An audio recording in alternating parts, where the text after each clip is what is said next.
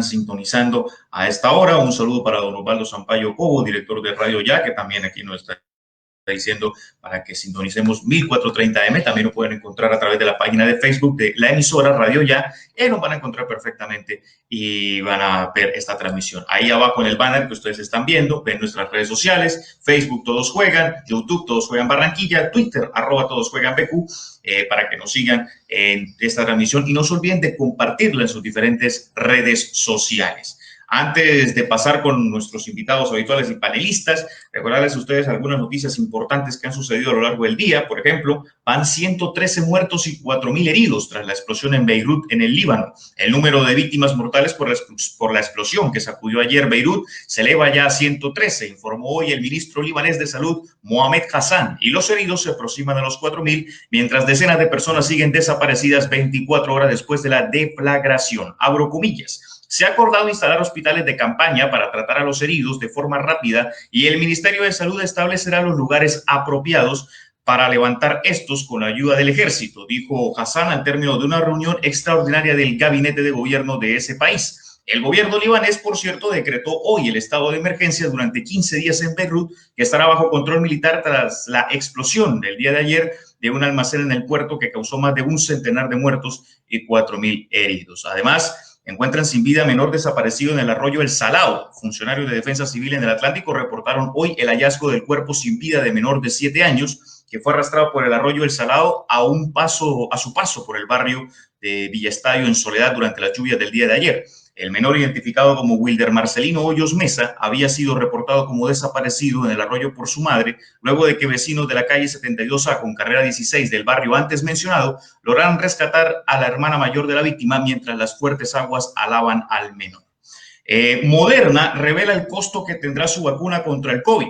La farmacéutica Moderna anunció hoy que espera ofrecer su vacuna contra el COVID-19 a un precio de entre $32 y $37 por dosis, un precio de pandemia que dependerá del volumen que le solicite cada país y espera garantizar su acceso universal. Abro comillas. Estamos trabajando con gobiernos en todo el mundo y con otros para asegurarnos que la vacuna es accesible y dependiente de la capacidad de pagar, aseguró en una llamada con inversores el consejero delegado de Moderna, Stefan Bancel. El precio será menor para aquellos países que soliciten grandes volúmenes de dosis, apuntó la compañía, que aclaró que una orden pequeña para la que aplicaría la horquilla de precios anunciada el día de hoy sería del orden de los varios millones de dosis. Este es el anuncio de esta farmacéutica Moderna.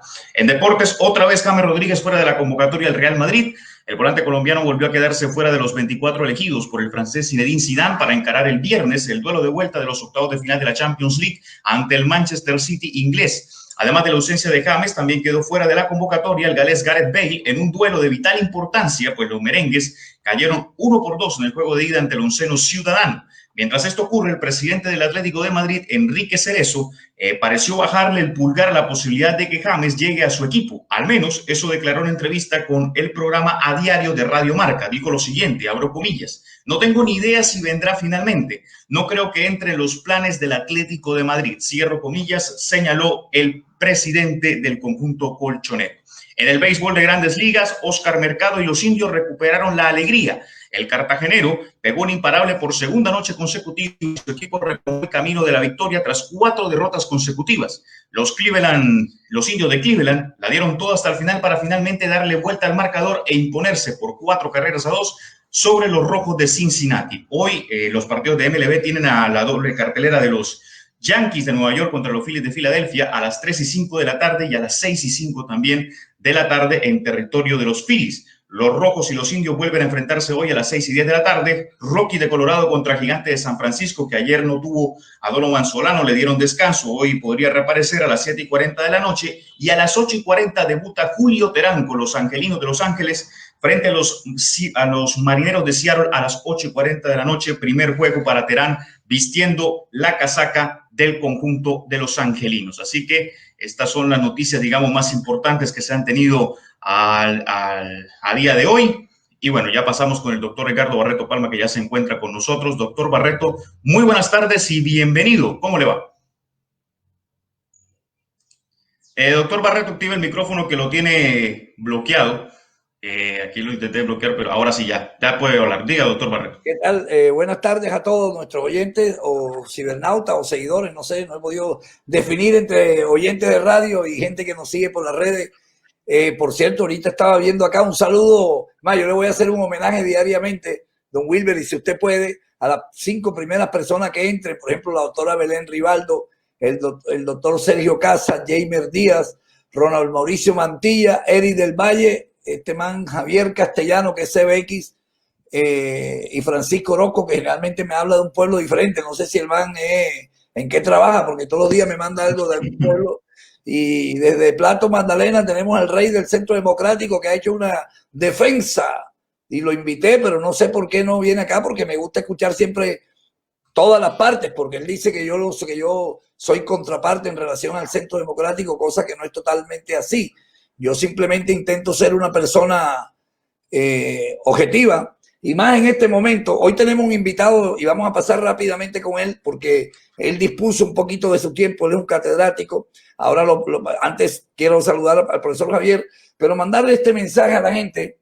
Ayer, en forma, una decisión personal de cada uno de nosotros, que la compartió el doctor Portuano, también don Johnny Fallat, el mismo Javier, donde hemos decidido que hay algunos temas muy sensibles para la sociedad que hemos preferido guardarnos nuestras opiniones personales o lo que tengamos que decir en pos de no generar más polarización, y simplemente hoy lo que yo voy a intentar hacer con el invitado que tengo es hacer un poquito de como algo didáctico, que nos enseñen, nos expliquen este proceso, de dónde viene. Yo haré algunas preguntas porque a través de mi ignorancia también oriento al otro, algunas respuestas las sé, pero voy a tratar de mi estilo con el doctor Díaz, Jaime Díaz, ahora lo presentaré, hacerle algunas preguntas que todo esto que está sucediendo nos quede fácil. No sé, don Wilber, si usted está de acuerdo que hagamos ese estilo, muy al estilo Todos Juegan. Vamos al profesor Javier Castel. Profesor Castel, buenas tardes, ¿cómo le va? Hombre, profe Castel, no se le escucha, tiene problemas con el audio y eso que aparece aquí activado. No sé si usted le metió algo acá. No, Desde que le trajeron el micrófono maluco ese, él como que ya no quiere. Ahora sí, ahora sí. Ahora sí. El cuchuflí aquí un poquito, hay que apretarlo, ajustarlo a veces. Oye, Edgardo, me parece que está en la línea de Todos Juegan, porque en los distintos temas que se tratan aquí, el deporte y particularmente el fútbol, digamos que es algo que todos nos atrevemos a hablar desde cierto conocimiento, cierta pasión, cierta sensibilidad. Y además no se necesita ir a Harvard ni hacer unos cursos para medianamente entender, comprender algo del juego. Pero cuando ya son temas más trascendentales, que los hay y los ha habido, la pandemia fue tratada en un largo trayecto del programa por especialistas, por médicos, científicos, ¿verdad?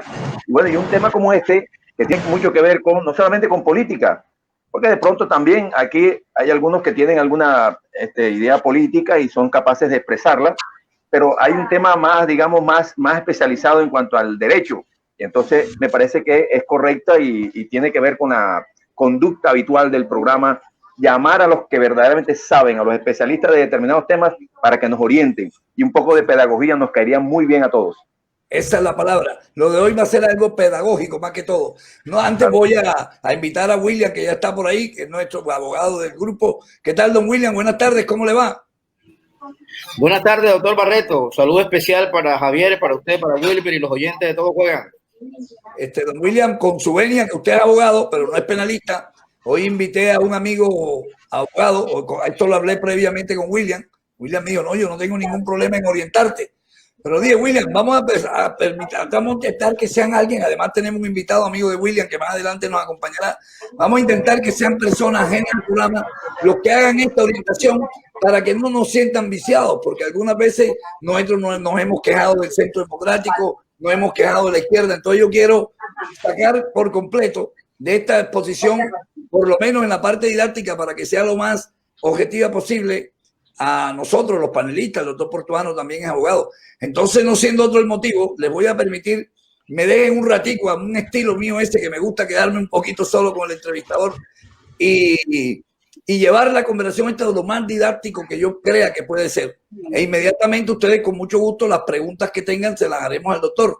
y me avisa William cuando tengamos en línea al otro panelista invitado, también abogado, para al final incorporarlo y tratar de juntar un poquito ambas cosas, ya que el doctor Jaime Díaz me pidió, por favor, hizo un alto en su carrera diaria, en su trajinar diario. Él es catedrático, entonces no está acá con nosotros. Doctor Jaime Díaz, buenas tardes, ¿cómo le va? Buenas tardes, Javier. Buenas tardes, apreciado Castel, William, Wilber. Y para todo el equipo y la manada de Todos Juegan. Exactamente, la manada de Todos Juegan. Ayer estaba que ardía. Don Jimmy, menos mal que usted estuvo ahí como para darle un poquito de sosiego, porque el muchacho de Río Platense, pero no de Argentina, sino de Río Plato cerca del río, el Río Platense Castañeda, temí por él en un momento, por su salud, porque entró en un estado de nervio, que usted entró y le dijo, cálmate, acá no ha pasado nada, no hay ninguna hecatombe, el país no se va a acabar. Y de paso quiero,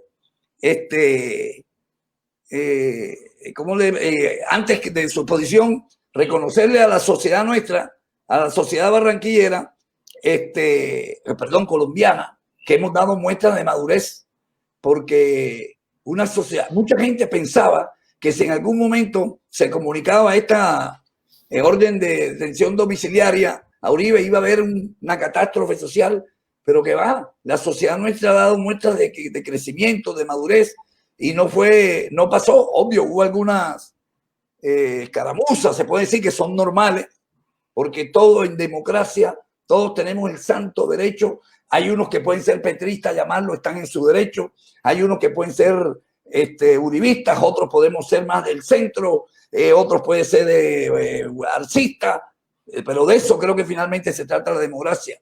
Y yo ayer más que nunca traté de no lesionar amistades con grandes amigos porque había realmente agresión. Y yo le digo a todas las personas, vea, no hay cosa más tonta que perder una amistad o resentirla por discusiones de tipo político. Don Jaime, doctor, la primera pregunta, yo voy a tratar de contar la historia que yo tengo y usted me va corrigiendo. La historia que yo percibo como ciudadano de a pie, que no soy abogado y desconozco muchas cosas de esto, para que usted me vaya corrigiendo y orientarnos.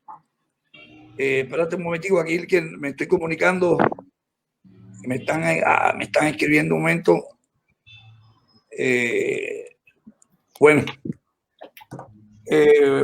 Bueno, lo primero, esta historia comienza hace aproximadamente del 2013, algo así, en un debate del Wilber, en un debate de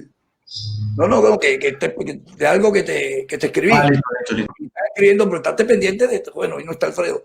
¿Qué te iba a decir? No, porque me están escribiendo unas cosas por ahí. En un debate del Senado, el senador Cepeda le hizo un debate al senador Uribe en relación a algo que se llamó las sendas del ubérrimo, donde él aseguraba que el senador Uribe tenía mucho que ver con la creación y con las actividades del paramilitarismo. O sea, yo le estoy sintetizando, ustedes después me corrigen. A raíz de esto, el senador Uribe, el expresidente Uribe, le inició una querella de calumnia y falsos testimonios al senador Cepeda. Pasaron los años y años después, la corte, o no sé quién, ahí sí me corrige, determinó y exoneró al senador Cepeda porque a través de todo lo que se demostró, él no había incurrido en calumnia. Le pongo un ejemplo, no sé si es tan válido que usted a mí me señale que yo soy el creador de la noche barranquillera, el rumbero más grande y que ando con mujeres en discoteca. Entonces yo después lo demando a usted. Eso es una injuria, calumnia. Y en el medio del expediente, usted logre demostrar que evidentemente yo ando en la discoteca, yo ando con mujeres y soy el rey de la noche. Más o menos así. El presidente Uribe, cuando ya dictaminan, porque determina que el senador Cepeda lo eximen, entonces se quedan con este poco de cosas, estos folios, y dicen, epa, al que tenemos que investigar es a quien inicialmente está demandando por calumnia, porque creo que ellos vieron que muchas de esas cosas no eran calumnia. En ese tipo en esa situación, ellos iniciaron el proceso donde está el abogado del presidente Uribe, y se dieron cuenta a través de los folios, esto no lo estoy asegurando yo y usted corríjame, que había muchas situaciones, una de las cuales era cuando uno soborna testigos, lo cual eso se llama como delito. ¿Cómo se llama ese delito, doctor? Ayúdenme un poquito. Soborno, soborno. Sí, el soborno, pero eso en la causa, cuando uno intenta engañar al juez, eso tiene un nombre. Eso, cuando tú ofreces dinero, se llama concusión. Ok, pero eso por lo que le dictan la orden de detención. O sea, hay dos delitos. Una cosa es la concusión, una cosa es el cohecho. El uno es cuando el funcionario judicial pide plata y el otro es cuando el interesado en la decisión da plata. Sí, pero en este caso, ¿cómo se llama por lo que se le juzga a Uribe en este momento? Intercesión procesal, ¿cómo llama? No, por soborno y fraude procesal. Esa es la palabra, discúlpeme, esa es la que está buscando. Fraude procesal. Entonces, sí, la Corte Suprema de Justicia, porque existen varias cortes, por ejemplo, la Corte Constitucional fue la de que determinó que Uribito tenía derecho a una segunda instancia que se le había negado inicialmente. Esa también es una de las cortes, pero es otra corte. La Corte Constitucional trabaja con cámaras y este proceso ellos lo mandan a la Cámara de... ¿Cómo llama esa Cámara, doctor? No, vamos a empezar por donde empezaste. O sea, vamos a tomar el caso de Uribito y vamos bajando después al caso de Uribe, porque son dos situaciones completamente diferentes. No, es que yo no la quiero mezclar, la de Uribito es aparte, vamos a la de Uribe. No, sí, pero me interesa para aclarar así de entrada el caso de Uribito. O sea, lo primero que tenemos que aclararle a la opinión es que a partir del acto legislativo 01 del 2018, concretamente del 18 de enero, operó una reforma constitucional en Colombia. Hay diferentes formas de reformar la carta política en Colombia. Y una de las formas es los actos legislativos. Entonces, en ese acto legislativo, lo que se hizo fue modificar el artículo 186 de la Carta Política, que habla sobre la privacidad que tiene la Corte Suprema de Justicia de investigar a los congresistas. Ok, entonces, en ese acto legislativo se le da la oportunidad a todos los servidores públicos que han sido condenados o que están siendo investigados por la Corte Suprema de Justicia para que tengan la doble instancia. Cuando a Uribito, como se le llama en el lenguaje coloquial, se le condenó por parte de la Corte Suprema de Justicia, solamente operaba una sola instancia. Entonces lo que hizo Uribito fue alegar el fundamento de ese acto legislativo para que él le concedieran la segunda instancia, como efectivamente la Corte Constitucional accedió. O sea, ¿qué implica eso? Eso implica de que hoy por hoy los congresistas en Colombia tienen derecho a la doble instancia. Y la doble instancia es un mandato constitucional que usted lo puede leer en el artículo 31 de la Carta Política, donde todos tenemos derecho a una doble instancia. Entonces no había sentido de que a uno se les aplique doble instancia y a otros solamente tengan derecho a única instancia. Lo que pasa es que el tema se tornó tan difícil porque Uribito fue condenado hace 14, 16 años atrás. Entonces, invocar un acto legislativo con efecto retroactivo, eso generó mucho debate nacional, porque generalmente cuando un acto legislativo se profiere, aplica es hacia el futuro y no hacia atrás. Es como ponerte un ejemplo muy sencillo. Si los que me están viendo están casados por las reglas del matrimonio civil, ¿cierto que sí? Y sale otra regla de matrimonio civil, entonces esa regla no me la pueden aplicar a mí porque yo me casé fue con unas reglas de matrimonio civil, no me pueden aplicar la nueva. Más o menos va a ponerte un juicio comparativo. Entonces, en el caso de Uribito, la Corte decide a través de una tutela. ¿Por qué la tutela? Porque la Corte tiene el poder constitucional de revisar las tutelas. Ese es el tribunal de cierre. Entonces, en esa decisión ordenó para que la Corte conformara la segunda instancia y le diera la posibilidad a Uribito de un debido proceso mucho más amplio.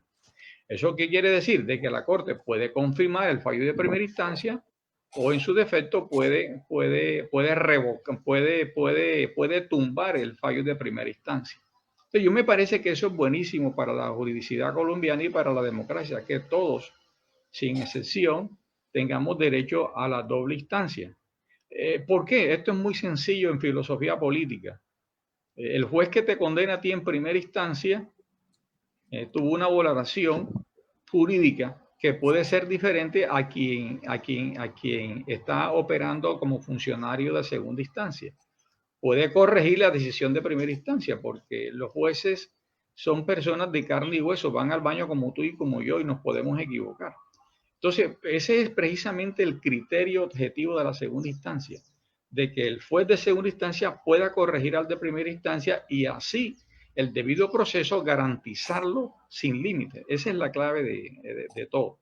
Bueno, en eso está claro el tema de Uribito. Ok, gracias. Más o menos tenía entendido algo así, que sí se había actuado de manera, como llama, en derecho. Bien, pero quiero complementar de otro aspecto. O sea, el artículo 93 de la Constitución Política y el 53 establecen de que Colombia tendrá que someterse a los tratados internacionales.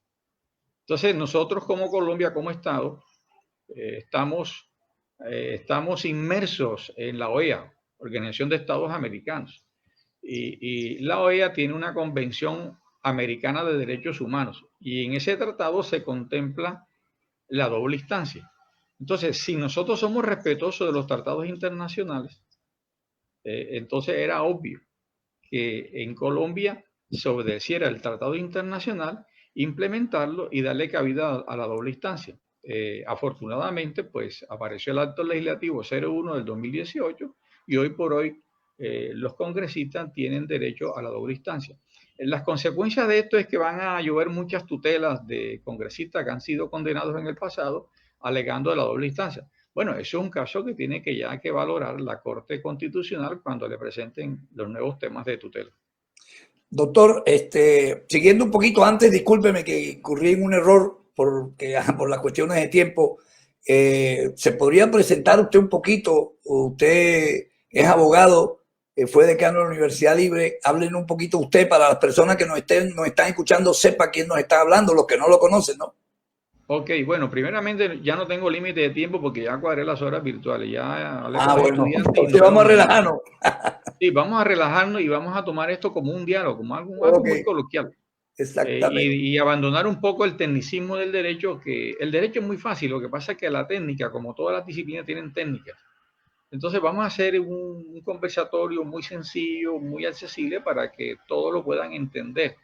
Y así es como yo enseño en las universidades. Parto precisamente de lo más sencillo y entonces voy creciendo en la complejidad hasta que los estudiantes los logro atrapar en la mente a través de la técnica jurídica, que ustedes inclusive la pueden aprender en esta charla de hoy.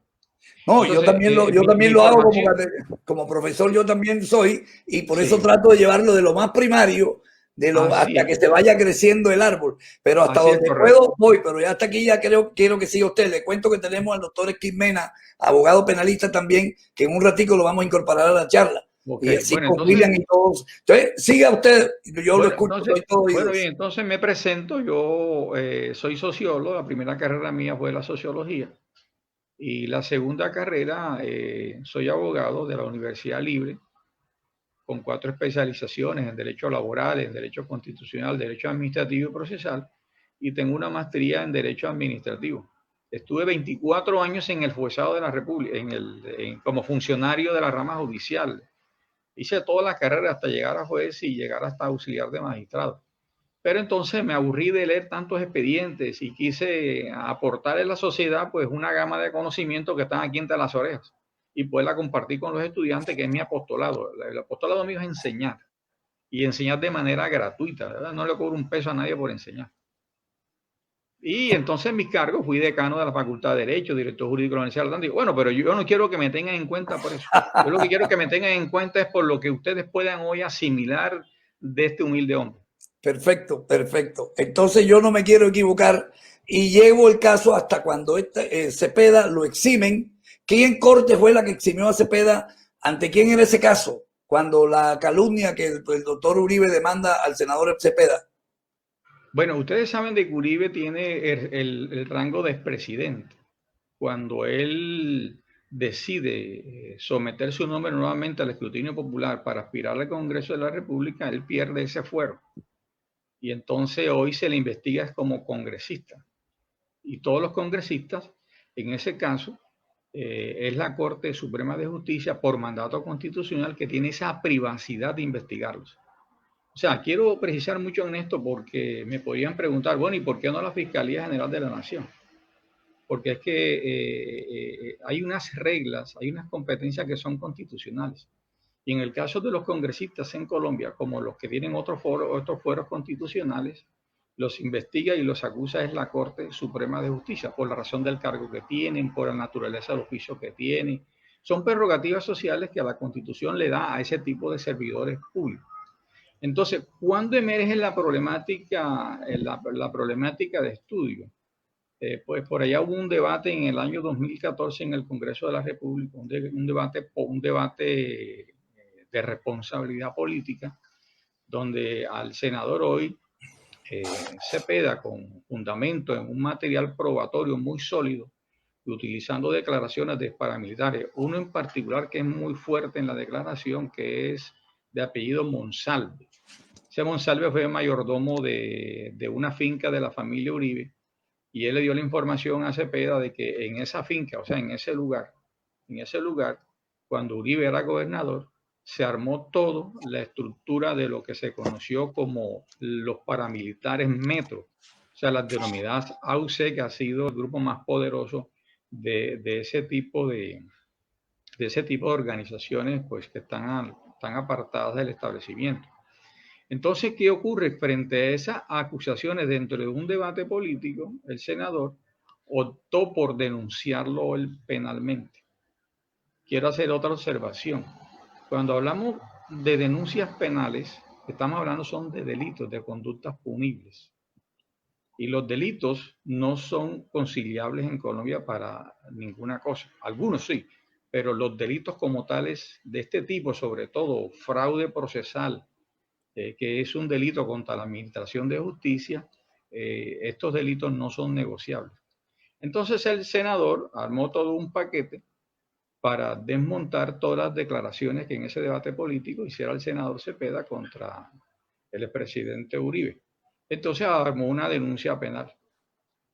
Como quiera, y lo vuelvo a repetir, esa competencia le asiste, es al Congreso es a la Corte Suprema de Justicia que investiga a los congresistas.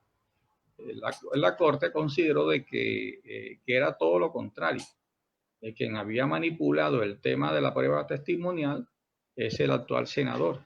Entonces optó por absolver al líder de la oposición, Cepeda, y ordenó compulsar copias para que se investigara al senador Uribe por manipulación de testigos. Y eso da pie para que emerjan dos delitos. El delito de soborno, porque en muchas grabaciones se dice, no conocemos el expediente, solamente uno escucha el comunicado del presidente de la Sala de Instrucción de la Corte Suprema de Justicia y él da cuenta que en las interceptaciones que se hicieron se intuye de que el senador tenía conocimiento del ofrecimiento que hizo el doctor Diego Cadenas, defensor de Uribe, en la suma de 200 millones de pesos, para que Monsalve cambiase la declaración. Entonces, sobre eso parece ser que hay mucha abundancia, mucho material probatorio en contra del senador. Entonces, ¿quién hoy por hoy investiga, lo repito, quién hoy por hoy investiga a un congresista de la República, del cual ese rol o ese estatus le asiste al senador Uribe? Pues la Sala Especial de Instrucción de la Corte Suprema de Justicia. Y en el día de ayer profirió una detención domiciliaria, que es una tanta de las modalidades que existen de privación de la libertad, por una sencilla razón. Si en el expediente hay abundante material probatorio donde se intuye de que él venía supuestamente manejando manipulación de testimonio, compra de declaraciones para variar la prueba testimonial, entonces fue menester por parte de la Corte Suprema en esa sala especial de instrucción de que pidiera la detención domiciliaria porque libre es posible que siga en el tema de la manipulación. Esto es muy discutible porque para manipular una prueba no se requiere que tú tengas detención domiciliaria. Ustedes saben que en Colombia hasta los que están presos en reclusiones especiales, ellos también desde ahí adentro, con intermediarios, con interpuestas personas, ellos pueden también seguir en ese manejo de la manipulación de la prueba, de cambiar las declaraciones, la prueba testimonial, etcétera, etcétera. No lo quiero decir con el senador Uribe, porque sería muy irresponsable. Esto lo tiene que definir en definitiva, es en este caso la Sala Especial de Instrucción. Entonces, como están las cosas, el senador ahora mismo está mediante detención domiciliaria. Detención domiciliaria. Eso quiere decir que tiene que guardarse en su casa, se le impide salir del país. Yo hubiera preferido como magistrado no privarlo de la libertad, sino prohibirle la salida del país y darle todas las libertades para que él se pueda movilizar. Ese es un tema muy personal. Yo hubiera procedido de tal manera, sobre todo porque para quitarle un tanto el tinte político que se pueda interpretar de esta decisión de la Corte Suprema de Justicia. Entonces, ¿qué viene de aquí en adelante? Pues sencillamente lo que tiene que hacer la defensa de Uribe es alimentar su carga probatoria, que sirva de sobrepeso ante la carga probatoria que tuvo la Corte Suprema de Justicia, Sala Especial de Instrucción, para optar por la medida de la detención domiciliaria. Si esto es posible por parte de la defensa, en la sala de instrucción se cierra esa fase procesal, se llama a las partes para que aleguen de conclusión y la sala de instrucción puede tomar dos decisiones. Una, la preclusión de la investigación. Quiere decir que no haya delito alguno y ordena el archivo del proceso. Y lo otro es que pueda proferir una resolución de acusación que es asimilable a un pliego de cargo donde se le señalan como responsable de los delitos de soborno y de fraude procesal. Correcto. Si estas sentencias todas son recurribles, y cuando hable de recurribles, que se puede interponer contra ellas el recurso de apelación. ¿Quién conoce de un recurso de apelación? Pues el superior de mayor jerarquía. En ese sentido pasará a otra sala, una sala de decisión o de juzgamiento, quien ya administrará el juicio dentro de ese debido proceso. Doctor, entonces, si la decisión dentro de ese juicio es precisamente mantener la decisión de que hubo fraude procesal y de que hubo soborno, entonces al senador le tocaría otra oportunidad procesal, que es el recurso en casación, que en ese caso ya conocería la sala penal de la Corte Suprema de Justicia. Doc, antes de ya poner con contacto con todos nuestros compañeros y con el doctor Esquimena, se me antojan dos preguntas, o una. ¿Usted considera como abogado, más allá de que usted dice que no comparte el tema que no era necesario darle la detención domiciliaria, los magistrados de la Corte Suprema, en este caso de la sala, ¿cómo se llama la sala que se encargan de los aforados? La sala especializada de instrucción. Exactamente. Si ellos dictan esto, primero, no están incurriendo en una injusticia o algo ilegal. Y segundo, si lo dictan es porque tienen algunos indicios de que sería mejor dictarle o esto es que porque ellos quisieron. No. O sea, eso hace parte del juego de la valoración jurídica, tanto de la prueba como el impacto de una sentencia judicial, dado que se trata de que tiene unos efectos políticos. Aristóteles decía que el hombre es un animal político. Lenin decía de que si el hombre no está con la política se mete con él. O sea, toda decisión judicial no deja de ser una decisión política. Una decisión política, pero no el concepto de política que uno tiene. No, es una concepción que hace parte de la filosofía política del derecho. Porque hay filosofía jurídica, hay filosofía política. Entonces, un juez bien dotado, un juez humanista, fue formado en la vertiente sociológica, en la vertiente de las ciencias sociales, de la filosofía, de la economía. Es un juez que está bien alimentado para proferir decisiones judiciales donde se demuestre un alto convencimiento, donde tenga en cuenta a los sujetos procesales como el impacto de una decisión judicial frente a una sociedad. Es un país que está altamente polarizado. Entonces, en mi menester En mi juicio valorativo, ciertamente hay lugar para detención, para detenerlo domiciliariamente. Pero yo voy más allá de la decisión judicial. Yo veo el espectro de la sociedad, donde está muy polarizado.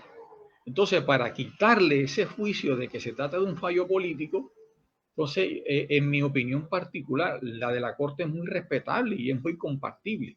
Yo hubiera decidido por no detenerlo privativamente en la casa, sino que él tuviese toda la libertad para quitarle ese tinte político del cual del cual hoy su partido Seguidores. político hace mucha mención en estos días. Ya que usted toca este tema, le hago una pregunta. Los magistrados actuales que dictaron esta sentencia, porque esto no es una sentencia condenatoria, se está investigando, muchos creen que son gente de la izquierda. Yo tengo entendido, no te digo que no haya abogados javerianos ni de los Andes que puedan ser de la izquierda o de la derecha, pero no tienen nada que ver con algunos magistrados que uno tenía que eran enemigos de Uribe o que en algún momento tuvieron un rifirrafe con Uribe. Estos son nuevos magistrados. No. O sea, les recuerdo de que el acto legislativo 01 del 2018 es la que genera la sala especializada de instrucción. Y con la corte con el cual Uribe tuvo serios inconvenientes, es con una corte donde ya los magistrados yo no sé si algunos tienen súper bien, pero la gran mayoría ya no son de la corte. Ejemplos muy concretos.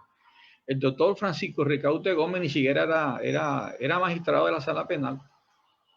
Tuvo rifirrafe muy fuerte con el presidente Uribe cuando Ricaurte Gómez era presidente de la corte. Pero no te sé un detalle. Ricaurte Gómez era magistrado de la sala laboral, ni siquiera era magistrado de la sala penal. Entonces, esta corte de instrucción es una corte nueva. Si uno revisa, yo les recomiendo que se metan al portal de la Corte Suprema de Justicia. Ahí aparecen todos los magistrados y aparecen las hojas de vida. Entonces, uno, para conocer los pergaminos, los antecedentes de un operador jurídico, uno estudia la hoja de vida. Y yo no dudo de que todos ellos tienen unos pergaminos, tienen doctorados, tienen maestrías, son de las mejores universidades del país. Obviamente que el hecho de que seas javeriano o de los Andes o de la Libre o cualquiera universidad de Colombia no quiere decir de que no puedan ser de izquierda o de derecha. Pero hay una tendencia. Cuando te escuchas Sí. de la Nacional, tú dices, este man tal cosa. Sí, no tanto porque sea de la Nacional o de la Javeriana, sí, pero, de los pero Andes, hay que como son una... Lo que pasa es que uno viene con un prurito de que la Javeriana es una universidad confesional. Los Andes son otra universidad confesional. Pero hoy por hoy, frente a la presencia de un Estado laico y ante el crecimiento del juicio crítico y autocrítico del ser humano como tal, ya hoy por hoy, ya la gente tiene más libertad de opinar, sobre todo en estos estados laicos y sobre todo cuando hay una tendencia universal de un derecho posmodernista, cuando te está invitando ¿a qué? Al libre pensamiento, a la libertad como tal. Fíjate que estamos viviendo un tema de pandemia y la gente se resiste a estar en confinamiento porque ellos están alegando el tema de la libertad individual.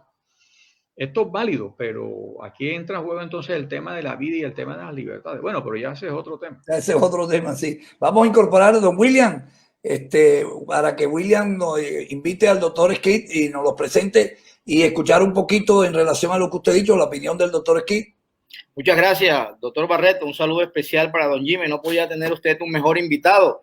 Y antes de hacerle la pregunta que considero, me preocupa que él nos acompañaba en los inicios de Todo Juega asiduamente para orientarnos y darnos luces, sobre todo en derecho penal. Y yo imaginaba que había sucedido una diferencia contractual entre usted y él porque nos abandonó. Pero ahora cuando él menciona que es un filántropo de la academia, entiendo que esa no fue la razón. Entonces no sé por qué razones nos abandonó. Es lo primero que tengo que decirle a Jimmy. William, todo el mundo cree que el que no aparece aquí es porque peleó conmigo. No, yo no me peleo con nadie. No, lo que pasa es que con Edgardo Barreto Palma Palma como Lice Ventura, ajá, lo que pasa es que en ese horario de Todos Juegan se me cruza con mis clases en la universidad. Pero yo sigo al grupo y me río mucho, yo me divierto mucho leyéndolo, no reírme porque hay mucho pensamiento libre en Todos Juegan. Por lo menos yo me gusta leer mucho a Castañeda, al ingeniero, al doctor León, a Howard, Me gusta leer mucho a Portuano lo ha Giovanni, leído. a Jaime. A Sí, Portuano yo lo los ha leo a leído. todos. Y ¿a quién? ¿A quién? A Portuano. Ah, no. Portuano es la nota salpicante de todos los juegos. Ese nunca debe desaparecer del line, no. No, Sí, ese tiene que estar ahí, ese tiene que estar ahí siempre, porque es que en los programas hoy, por el tema de lo que se llama el marketing, Portuano además de que se mueve mucho en el tema de las ciencias sociales, yo lo tengo bien estudiado a él, además él es abogado, a pesar de que no litiga y vive en otro país, él te maneja una nota muy salpicante y muy cruda. Y eso es buenísimo para los programas de hoy. Eso despierta mucha inquietud. Yo pienso que él no lo hace por... No, yo pienso es su estilo, es su manera de ser. A veces esos penalistas de Y antes, esos abogados penalistas. sí, a veces suelta muchos cañones al tiempo, pero yo me echo a reír porque eso hace parte precisamente de todo juego. Todos juegan en una democracia donde es prohibido prohibir. No, el doctor Portuano, y como igual que en mi caso, según el autor del Alma de la Toga, no somos abogados porque ellos piensan que los abogados son los que litigan, los demás somos licenciados en Derecho. Eso es una máxima del autor del Alma de la Toga. Yo quería en el programa, más que todo, abordar lo que tenía que ver con el tema del impacto que ha causado en la sociedad, en una sociedad polarizada como la nuestra, la decisión de ayer. Pero ya que vamos a ir desglosando desde el punto de vista técnico y penal la situación de ayer, me gustaría hacerle una pregunta, doctor Jimmy. Tengo entendido que la sala de instrucción es una especie de sala de investigación y de acusación, y que el fallo le corresponde a una sala de primera instancia posteriormente, que de momento en el panel de ayer de algunos participantes en la televisión nacional, algunos abogados argumentaban ya desde el punto de vista penal que el doctor Uribe o su defensa tenía la posibilidad ante la misma sala de instrucción de impetrar un recurso de reposición para que, bueno, a lo mejor adjuntando nuevas pruebas, la misma sala de instrucción pudiese en un momento determinado precluir la investigación y darle la libertad, o por el contrario, seguir en su ruta hacia la sala de primera instancia. Y luego, sí, posteriormente, bueno, la defensa tendría la oportunidad en el evento de que la sala de primera instancia confirme la decisión o emite un fallo coherente con lo de la sala de instrucción, tuviese todavía una alternativa distinta en lo que tiene que ver con la sala superior. Yo le pregunto a usted lo siguiente: el doctor César Reyes, estuve viendo su hoja de vida, es un hombre con más de 30 años de experiencia en lo que tiene que ver con la actividad del derecho, y los otros 5 magistrados son también personas que tienen por lo menos entre 25 y 30 años en la actividad, son conocedores de eso. Y me parece que sería una torpeza, una imprudencia, luego del análisis de 27,000 folios, que es lo que más o menos tiene este expediente, salir a dictar una medida así alegremente sin tener la suficiente base. Yo estoy seguro que usted, como cualquier otro abogado, para emitir un fallo, para emitir una opinión, tendría que efectivamente tener conocimiento de los 27,000 folios, también haberlo por lo menos repasado. Pero la razón por la cual generalmente se le dicta medida de aseguramiento a una persona que está procesada es porque se teme en un momento determinado que pueda escapar, que pueda salir del país o que pueda entorpecer en un momento determinado el proceso.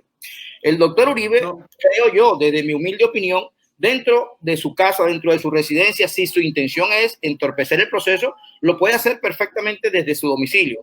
Entonces, me queda ahí una duda, si hay unas razones distintas a estas, a las que normalmente se tienen en cuenta para dictar la medida de aseguramiento a un procesado, para que esta sala haya determinado dictarle medida de aseguramiento con prisión domiciliaria. Ok, muy bien. Excelente pregunta, William. Un fuerte abrazo para ti. Oye, ya te graduaste, ¿verdad? En la Universidad Americana. Sí, ya me gradué. Hace rato, pero tienes que seguir ahora estudiando maestría. La sí, idea es esa, es que hay que crecer todos los días. Me gustaría seguir. Entonces te respondo de la siguiente manera. Lógicamente. O sea, te respondo de la siguiente manera. O sea, lo que voy a explicar es muy técnico. De pronto el colega penalista cuando venga lo pueda explicar mucho mejor que yo. Me he metido en el terreno del derecho penal porque soy especialista en derecho constitucional y como tal tengo que tener tengo que tener todas las esferas. Tengo que tener todo mi pensamiento orientado a todas las áreas del derecho. Hay que saber, como especialista en derecho constitucional, uno tiene que saber de todo. Entonces, fíjate que en el caso del magistrado Mente, yo no tengo duda. Es un hombre excepcional. La hoja de vida así lo acredita. El segundo aspecto que tenemos que aclarar es que el 186 de la Constitución Política, vuelvo a repetirlo, establece una competencia privativa de la Corte Suprema de Justicia para investigar y acusar a los congresistas colombianos. Quiere decir que, según ese mandato constitucional, la Corte Suprema de Justicia viene siendo, hace las veces del papel de fiscal. Sí, correcto. No es fiscal, sino que hace las veces de fiscal. Porque en los otros delitos contra los particulares, lo que hace la fiscalía es precisamente buscar las pesquisas o la prueba para acusar. Acá en el tema de los congresistas no es la fiscalía, sino que es la propia Corte Suprema de Justicia por mandato constitucional, con mucho más razón, con la reforma constitucional a partir del acto legislativo 01 del 2018. Pero a través de... Ahora bien, ¿por qué se optó por la medida? Esta es una valoración jurídica que hace el operador jurídico, lo tiene que hacer con mucho detenimiento, con mucho sigilo, y más aún partiendo del principio de la duda, precisamente en su mente. Yo siempre he aprendido de Descartes de que a veces yo dudo hasta de lo que pienso, y en la medida en que me voy ahondando en mi pensamiento, entonces voy apartando la duda y voy arrojando pensamientos estructurales y sólidos que me convenzan para tomar una decisión judicial. Y así me ocurrió cuando estuve en el juezado en Colombia. Entonces, cuando se opta por la Sala Especial de Instrucción de concederle a Uribe la modalidad de la detención domiciliaria, es porque presumo que observaron dentro de los 100 audios que existen y de tantas declaraciones que existen dentro de ese plenario, o prontuario, expediente, como tú lo quieras llamar, todo eso son sinónimos que dicen lo mismo. Expediente es igual a prontuario, prontuario es igual a informativo, informativo es igual a un expediente, el expediente es igual... Ya me entendiste lo que yo quiero decir. Entonces ellos dieron cuenta de que si se está investigando manipulación de testigos, que eso arrojó la investigativa de un par de delitos que tienen que ver con el fraude procesal y con el soborno. El soborno es cuando tú tratas de comprar al testigo para que cambie su versión dentro del proceso. Y el fraude procesal es un delito mucho más gravísimo, porque es un delito que es contra la administración de justicia. O sea, tú tratas de llevar al proceso falsos testimonios para engañar al juez. Entonces los jueces con el fraude procesal son muy celosos porque están tratando de engañarlo a ellos como operadores jurídicos, como administradores de justicia. Entonces ellos observaron de que desde la denuncia de Cepeda hasta estas últimas semanas, siempre como que observaron el tema de la manipulación de testigos, de hacer que los testigos cambiaran su declaración. Y eso fue una prueba altamente indiciaria para los magistrados de la Corte para privarlo de la libertad, porque ya eso constituye el verbo de la obstrucción de la prueba. Entonces, cuando el magistrado se da cuenta de que él para desatar un caso necesita de la libertad de la prueba, o sea, que no hayan terceros, que los sujetos procesales no alcancen a manipularlo y a engañarlo a él como operador jurídico, entonces ellos decidieron por privarlo de la libertad. Ahora, yo decía que en mi caso particular, porque yo observo el fenómeno de las sentencias judiciales. Cuando uno revisa el 128 de la Constitución Política, las decisiones judiciales todas son públicas. Obviamente, en materia penal, observando que hay una reserva sumarial donde tú no se puede conocer nada. Si se practicó una inspección judicial, eso tiene que guardarse silencio en el proceso. Si hay declaraciones que se recepcionaron, eso tiene que conservarse como un secreto dentro del proceso. Entonces, lo que yo observo, y te remato la idea, es que yo siendo magistrado y siendo demócrata, y para precisamente evitar cualquier especulación de que se trata de un fallo con una tendencia política, yo hubiese preferido no dictarle la medida de aseguramiento en la modalidad de detención domiciliaria, pero sí prohibirle la salida del país. Entonces, hoy por hoy, mira, hoy por hoy, aún dentro del sistema capitalista, no en el socialista, porque a uno le han echado mucha mentira de que en el socialismo te prohíben las libertades. Ciertamente puede ser, pero en el capitalismo ocurre lo mismo. Tú por lo menos tú vas ahora mismo a un supermercado y ¿qué te piden? Usted tiene tarjeta de puntos. Hombre, si yo tengo tarjeta de puntos, dígame su nombre. Entonces uno dice, me llamo Jaime Alfonso Díaz Támara. Entonces ellos me copian en el sistema. Entonces ya el Estado me tiene identificado. Jaime Díaz Támara estuvo en tal tienda. Jaime Díaz Támara a las 4 de la tarde estuvo en un centro comercial. Entonces ahí te van siguiendo. De tal manera que el tema de la libertad es un tema muy abstracto. Hoy todo el mundo en Colombia, el Estado sabe dónde estamos ahora. El Estado sabe ahora mismo que nosotros estamos interviniendo en este programa. No, oiga, no me diga esa vaina que me preocupa.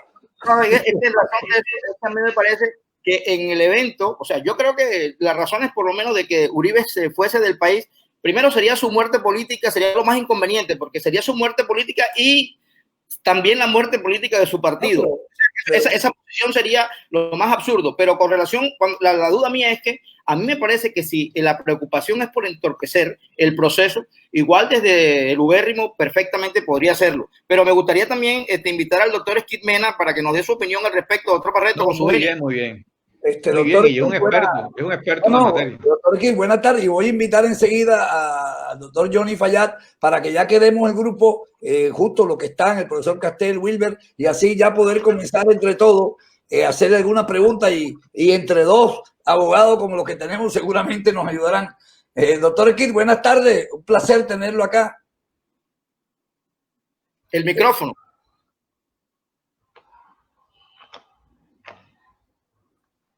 Sí, buenas tardes a todos. La verdad que el placer es mío. Gracias por invitarme a este conversatorio tan interesante, de verdad. Me honran con esa participación. Sobre todo, pues, cuando he estado pendiente del diálogo que se ha sostenido y veo, pues, los argumentos que se han presentado tan coherentes, tan válidos. A ver, yo creo que efectivamente ya los colegas anteriores han hecho un desarrollo o un recuento histórico y jurídico de lo que es el caso de Uribe Vélez, ¿no? Y pues tocaría realmente referirme a algunos aspectos que creo que tienen que ver con las reacciones, como hablaba William, que ha generado esta decisión del magistrado instructor de imponerle detención domiciliaria al doctor Uribe. Y otros aspectos que se han comentado. Particularmente si comenzamos por la pregunta última en cuanto a esta decisión de imponerle una medida de aseguramiento privativa de la libertad en su domicilio, desde luego que desde mi punto de vista, claro está, yo considero que es una decisión válida, ajustada al derecho. Incluso pienso que precisamente el magistrado desde luego, tiene que considerar los aspectos políticos, pero sobre todo los aspectos jurídicos y valorar el comportamiento que pueda tener la persona que está siendo procesada frente al mismo proceso. Es decir, hasta qué punto puede esta persona, en este caso concreto, manipular testigos, por ejemplo, obstaculizar el proceso, obstaculizar el recaudo probatorio. Y evidentemente, incluso por la misma naturaleza de los delitos que se le están imputando, pues ahí habría un gran riesgo de que efectivamente sucedan estas situaciones. Es decir, que se manipulen nuevos testigos, que se coaccionen, que se obstaculice el recaudo de nuevos elementos materiales probatorios que sigan más adelante pues, para tomar decisiones. Entonces yo creo, en cuanto a esa pregunta, que efectivamente considero que es una decisión acertada y ajustada a derecho después de una valoración, repito, en relación a la persona que se está procesando. Doc, hay dos cosas que a mí me llaman la atención. Bueno, el doctor Fayad, vamos a darle la... ¿Qué tal, don Johnny? No sé si usted quiere hacerle alguna pregunta a los invitados que nos acompañan hoy. Bueno, buenas tardes por la tarde, doctor Barreto y señores del panel, y William. No, yo solo quiero decir que me parece excelente las dos intervenciones, en particular la del primer togado Jaime Díaz, gracias, que entre otras cosas quiero resaltar ese concepto de filantropía académica que utilizó William para describirlo a él en su afán maravilloso de educar sin cobrarle a nadie. Hombre, lo felicito. Yo creo que ha sido muy claro, yo creo que efectivamente ha dado claridad en relación con la situación en general. No quiero hacer ningún juicio de valor en este momento, creo que la línea editorial suya ha sido clara al respecto, entonces solamente a nivel informativo. Yo estoy claro hasta ahora. Muchas gracias. Ok, Johnny, gracias. Yo le hago una pregunta, que son cosas técnicas que la gente a veces, los que no estamos en derecho, no entendemos. Digo cosas técnicas que hacen más a la forma que realmente al fondo. Hay gente que se pregunta por qué Uribe fue quien tuiteó la noticia y no fue directamente la Corte Suprema de Justicia quien dio, sino que posteriormente, es más, tengo entendido, no sé si en la noche, porque estaba viendo ayer la emisión del programa La Noche y allá hablaba Cancino, ¿cómo se llama el abogado? Donde decía que todavía no había una declaración. Cancino, sí, que no había una declaración oficial de la Corte, sino que todos sabíamos era a través del Twitter de Uribe. Eso es algo más de forma que de fondo, pero eso es normal que se dé así. A ver, desde mi punto de vista, sí, realmente esa decisión no constituye, por decirlo así, una reserva del sumario. Él es parte dentro del proceso y lo que ha manifestado, pues, es su opinión en relación a la decisión que tomó la Corte. La Corte, desde luego, ahora tiene que desarrollar un procedimiento para poder hacer efectiva la medida de aseguramiento en el domicilio, entre otras cosas, pues, notificar a todas las partes que, de hecho, tengo entendido que ya comenzó a realizar ese procedimiento para de una vez entonces decidir pues la efectividad de esa medida de aseguramiento en el domicilio y que él, como también se comentó ayer, proporcione cuál va a ser el domicilio donde efectivamente va a cumplir esa detención domiciliaria. Entonces, ese pronunciamiento de él no afecta en nada el proceso realmente. Ok, oiga, doctor Díaz, le hago una pregunta como para irlos a ir rotando después, William o Johnny o Javier o quien quiera. ¿Qué le pareció a usted la intervención? Yo no le voy a decir que me pareció a mí, porque aquí lo importante es lo que le parezca a usted y no a mí. En este caso, yo tengo todos los días para decirlo. La intervención del presidente. Bueno, ahí quisiera añadirle un tantico a lo que dijo el colega sobre el tema de por qué Uribe se entera. Ustedes saben de que todas las decisiones judiciales tienen que ser públicas, porque eso es un mandato constitucional. La única manera para que se enteren precisamente los sujetos procesales es a partir de la notificación. Entonces, en estas instancias, cuando todo hoy se ha virtualizado, hoy con mucho más razón, la gente se entera más rápido. O sea, yo ayer no esperaba de que Caracol me dijese la noticia. Yo esperaba el Twitter de Uribe porque él sabía que iba a ser notificado y iba a dar a conocer la noticia. Y me parece que eso de nada constituye un acto irregular. Ahora, cuando yo estuve en la Administración de Justicia, esto sí es un misterio. A veces la gente se entera de cosas y yo no sé cómo se entera. Decisiones judiciales que uno ya tenía ahí en el escritorio para firmarla y ya se había filtrado la información en la arena pública. Entonces uno decía, bueno, ¿cómo se coló esto? Y entonces uno, pues en ese sentido, uno aprendió ya a convivir con ese tipo de situaciones. Pero realmente eso no tiene nada de irregular el que Uribe se hubiese manifestado a través de Twitter antes que el comunicado oficial de la Corte Suprema. Ahora, hay un trámite procesal por reglamento de la misma Corte Suprema de Justicia, donde ellos por lo menos primero aprueban. El ponente primero arma el proyecto.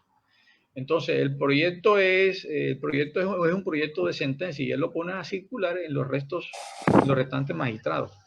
En esa sala de instrucción son 6 magistrados. Entonces, el ponente lo pone a rodar por cada magistrado. Entonces, si los magistrados están de acuerdo con el proyecto de sentencia, podemos decir que ya hay sentencia. Pero de esa información tiene que recibir el magistrado oponente. Entonces, cuando llega el expediente, el magistrado oponente da cuenta y dice, mierda, de este proyecto de sentencia todos mis colegas están de acuerdo, ya hay sentencia. Pero entonces le falta a esa sentencia otro ritual, que es la publicidad de la sentencia precisamente a través de la notificación. Y la notificación se le hizo al senador de manera correcta. En eso no hay ningún tipo de problema. Ahora, sobre el tema sobre la cuestión del presidente, La Carta Política dice que todos los servidores públicos, todos, empezando desde el presidente en Colombia tiene varios poderes: presidente de la República, suprema autoridad administrativa, es máximo comandante de las Fuerzas Armadas, es jefe de Estado y jefe de gobierno. O sea, en el modelo nuestro, que es un sistema político netamente presidencial, o algunos llaman presidencialista, el poder se centra en la cabeza del presidente por el tema de la unidad nacional. Quiérase, independiente de que lo que estemos escuchando este chat, seamos uribistas o no, o seamos pro Duque o no, Duque representa la unidad nacional y en eso tenemos que ser maduros para aceptar esa realidad. La única manera para uno despejar conflictos en la mente es aceptar la realidad tal como es. Eso no quiere decir que tú te estés de acuerdo con esa realidad. No, sino que tienen que aceptarla tal como es una pregunta. Tal como son las reglas de juego. Entonces, en el caso del presidente, pienso muy respetuosamente por nuestro presidente que se excedió en esas declaraciones, porque él no puede decir de que se le dejó en libertad y no privarlo de la libertad domiciliaria. Entonces ahí está el presidente tomando partido. Correcto. Y poniendo en tela de juicio la decisión que tomó la Corte Constitucional. Entonces, en el sistema de la atribución de poderes, el poder judicial, el legislativo y judicial, dice la Corte, dice la jurisprudencia y la misma Carta Política que esas tres ramas tienen que colaborarse armónicamente, claro, porque el Estado es uno solo. El Estado es uno solo, pero tienen que respetarse la independencia de cada rama. Y yo pienso que ayer el presidente, pues, su mentor, su amigo, su aliado político, creo que se pasó de casillas en la declaración en el día de ayer. Una pregunta, doctores, abogados. En el caso de que Uribe salga condenado, ¿cuál sería la condena?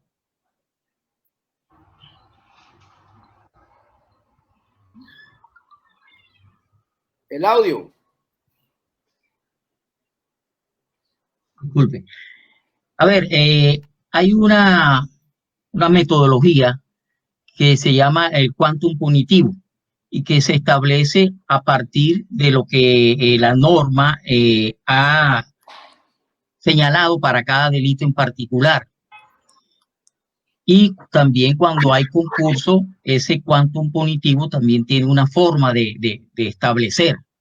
Entonces, lo primero que se hace en este caso, por ejemplo, es tomar el delito que tenga una pena mayor, en este caso el fraude procesal, y establecer a partir de allí la pena máxima que ese delito tiene, y luego a eso agregarle otro tanto por los otros delitos.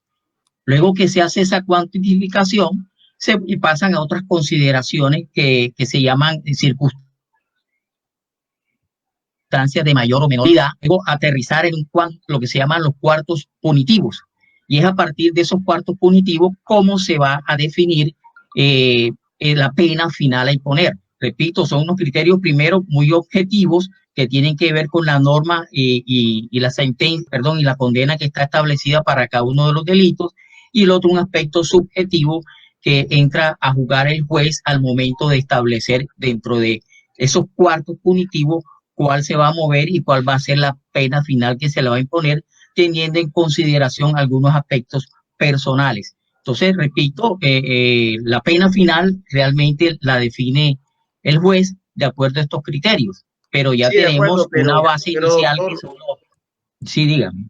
Usted sabe que usted dice, mira, si usted hace esto puede incurrir en prisión de 1 a 5 años.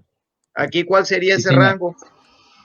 Ok, perfecto. Si miramos el artículo 453, que es el fraude procesal, por ejemplo, podemos mirarlo rápidamente.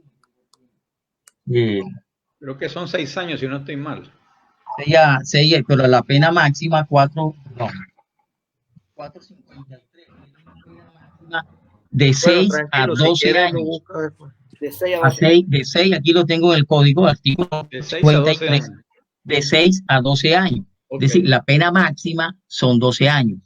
¿Verdad? Y el otro así es. No a esos 12 años, por ejemplo, habría que agregar el soborno. a testigos, no tengo el artículo, de luego una pena menor, se le agrega ese otro tanto, pero repito, de igual manera ese no va a ser necesariamente la pena final a imponer, porque el juez entra a jugar unos aspectos subjetivos al momento de individualizar la pena. Entonces, en principio sería eso, pero repito, ese no es la pena final a imponer, no necesariamente. Javier. Sí, una preguntita, seguramente que nace desde mi ignorancia en estos temas, pero ayer como consumí esa catarata de información que nos llegó en la radio, en la televisión, todo, y viendo a los especialistas, a los abogados, en un momento vi al señor Iván Cancino, que es el abogado del abogado Cadena, que es el que está en el medio, ¿verdad? Como protagonista de esta situación también. Y entonces me llamó la atención que él decía, el doctor Cancino, o sea, lo que interpreté es que iba a tener mucho que ver en el futuro de lo que pueda pasar con el señor Uribe, lo que pudiera pasar en el fallo con el señor Cadena.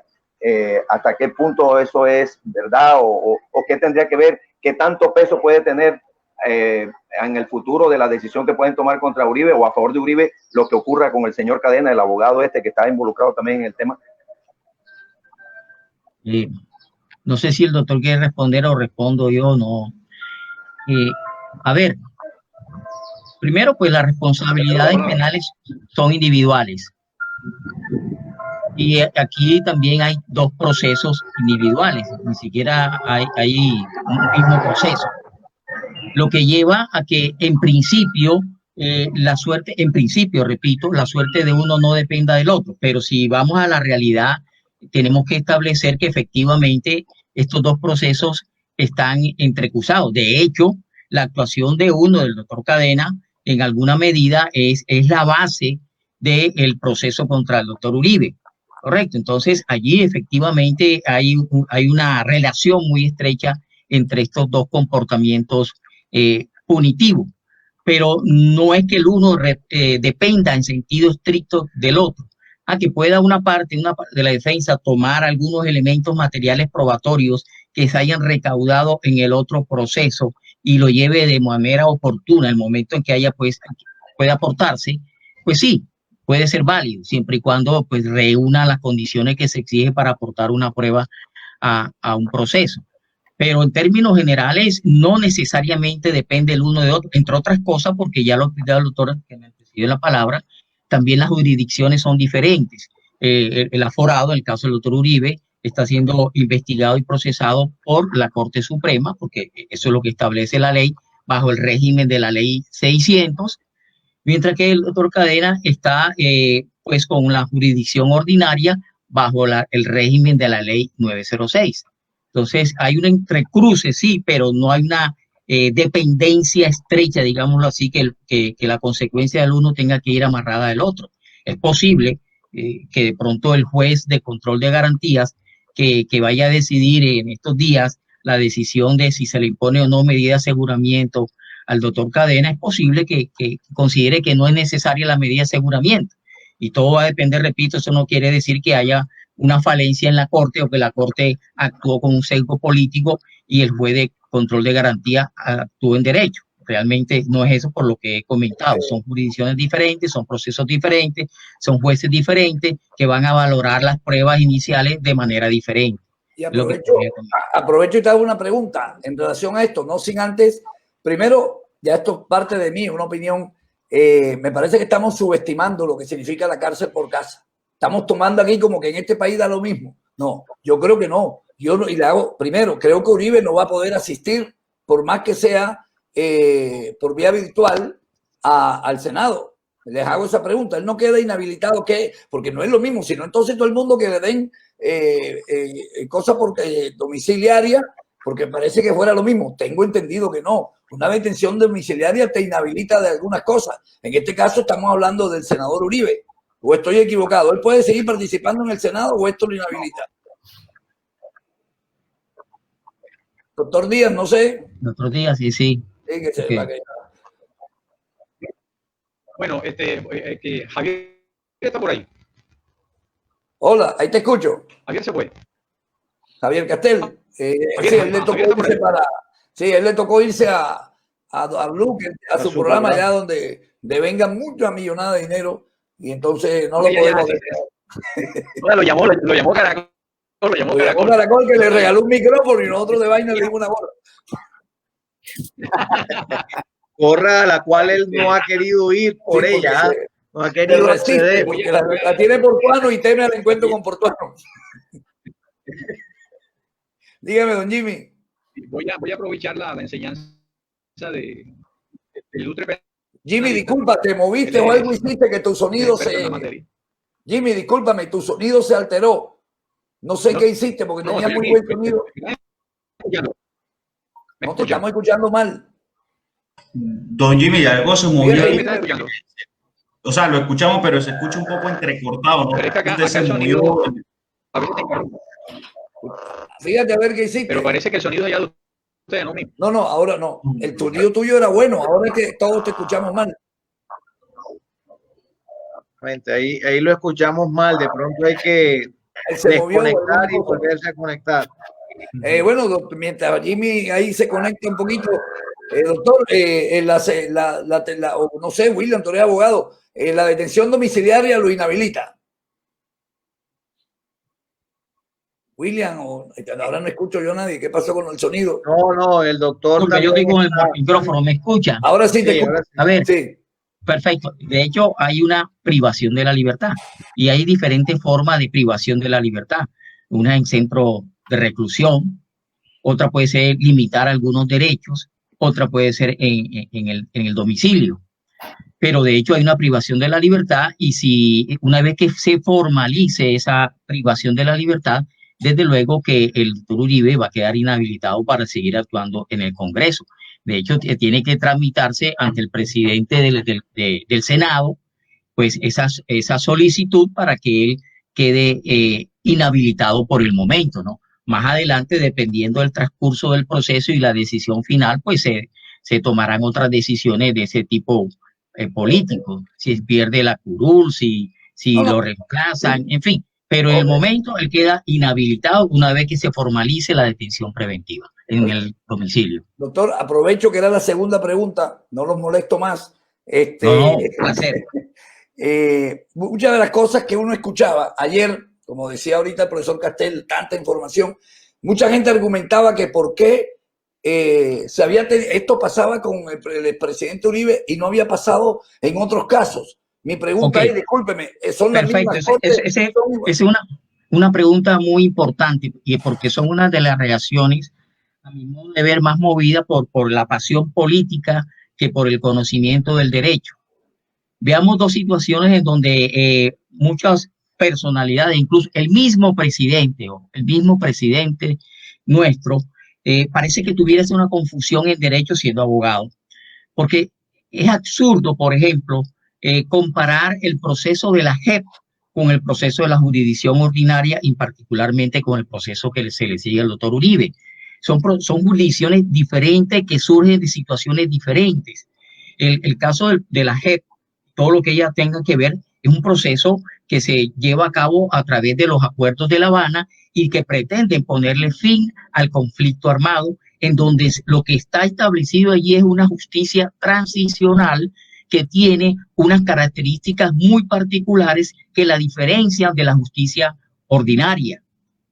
Por ejemplo, ya nosotros conocemos que ahí lo que hay que decir la verdad, la garantía de no repetición, la indemnización a las víctimas, y que conforme a ello se van a establecer unas sanciones penales, dependiendo si dijo la verdad o no.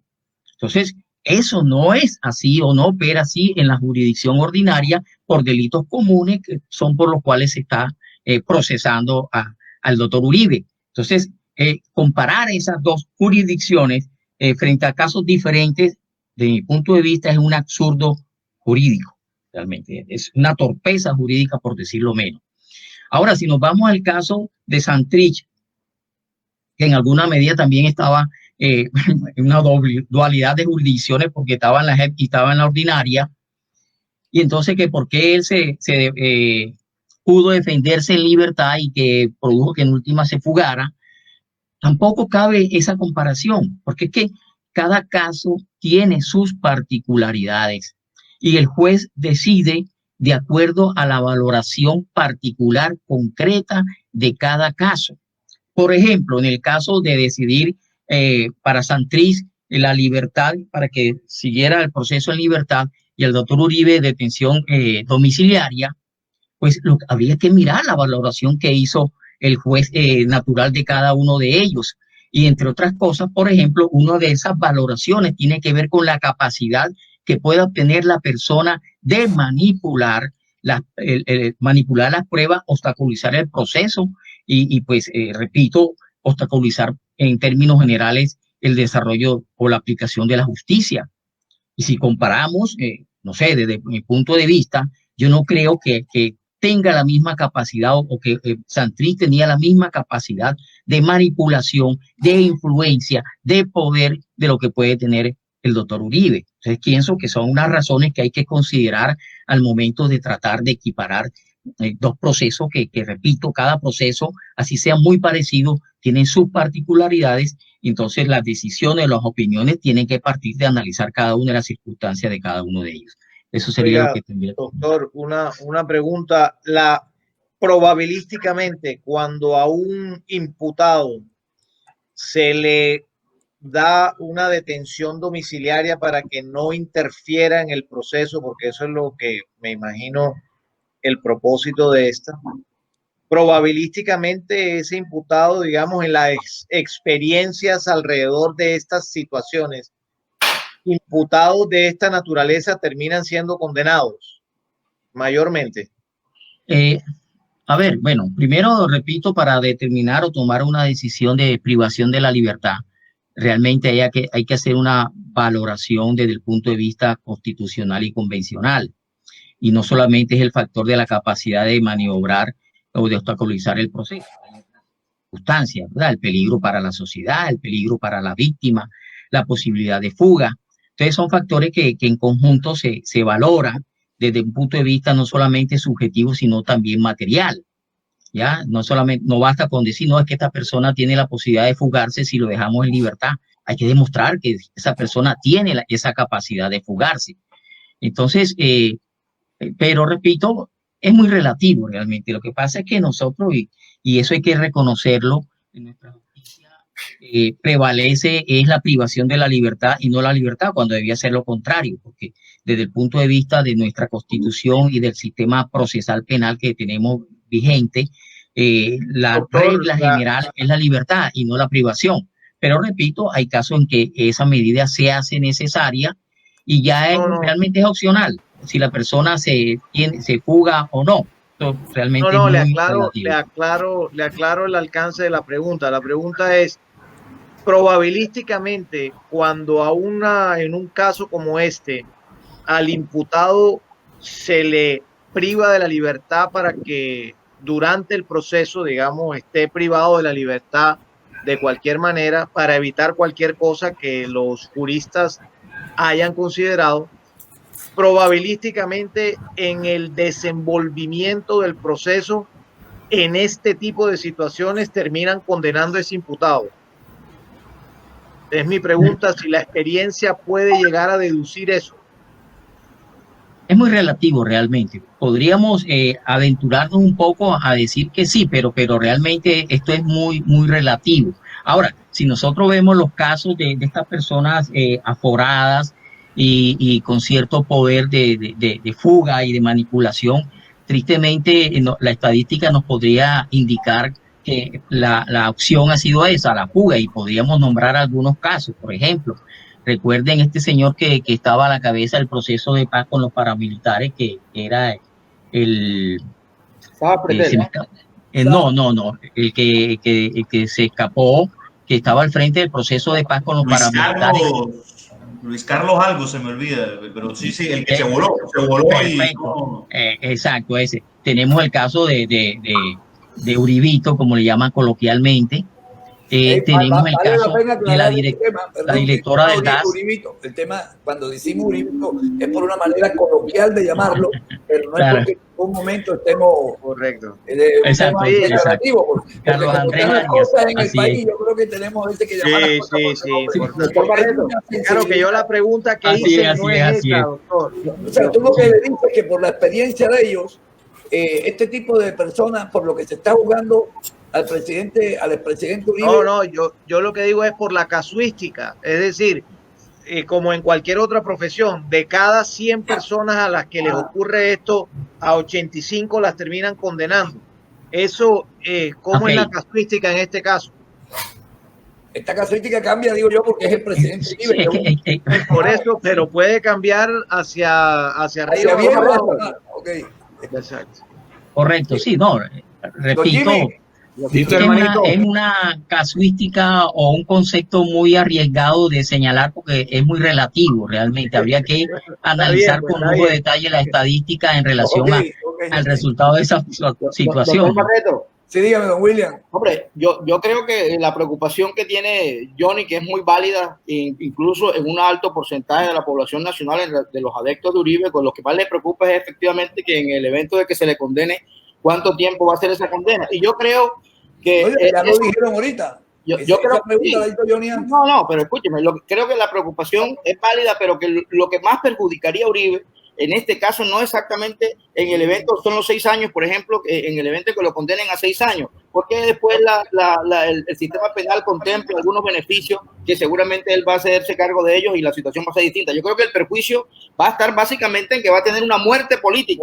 Eso es mucho más grave que los 6 o 5, 4 o 3 años o 1 que pague o que no pague cárcel. La muerte política del doctor Uribe. Otro tema que quería recoger dentro de las preocupaciones es que cuando usted le preguntó a Jimmy de la intervención del presidente, a mí me parece que hay una serie de incoherencias entre el partido de gobierno y el mismo presidente, porque ellos siempre han sido, por ejemplo, críticos de situaciones como la del gobierno venezolano, donde no existe la división de poderes. Y ellos han sido siempre críticos de eso. Incluso hoy una de las senadoras está llamando a convocar una nueva constituyente.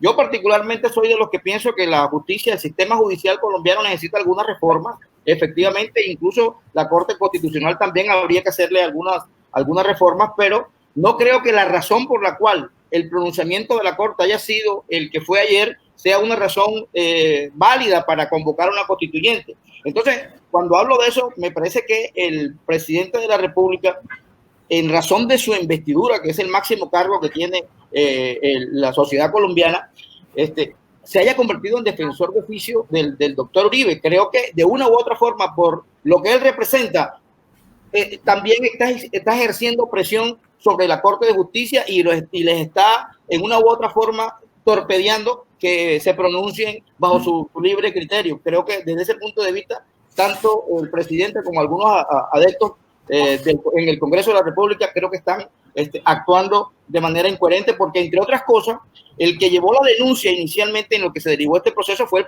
el doctor Uribe y su cuerpo de abogados a la Corte Suprema de Justicia en contra del senador Iván Cepeda. Entonces, si lo llevó en ese momento es porque confiaba en la justicia en ese momento, en la Corte Suprema de Justicia, y ahora cuando ese fallo es revertido y el proceso ha llegado a los límites en que se encuentra, entonces ya la Corte carece de legitimidad. Entonces ahí es donde me parece que hay un poco de incoherencia al respecto. Antes de seguir, dígame, Wilber. Que Álvaro Uribe acaba de dar positivo en coronavirus. Recordemos que esta mañana se hizo un análisis, se llevaron médicos, un cuerpo médico a la casa, a su finca allá en Río Negro, y resulta y pasa que acaban de dar la prueba y salió positiva en coronavirus. Lo están informando a esta hora los diferentes medios nacionales. Me parece raro, o sea, curioso, porque bueno, ¿cuánto tiempo habría que esperar para que saliera una prueba de coronavirus? Hablo desde el punto de vista médico, doctor Barreto, y ahora en 2 o 3 horas sale y ya saben que tiene coronavirus. Bueno, es la noticia. Les hago la pregunta a los abogados. ¿Eso cambia en algo el procedimiento? De verdad.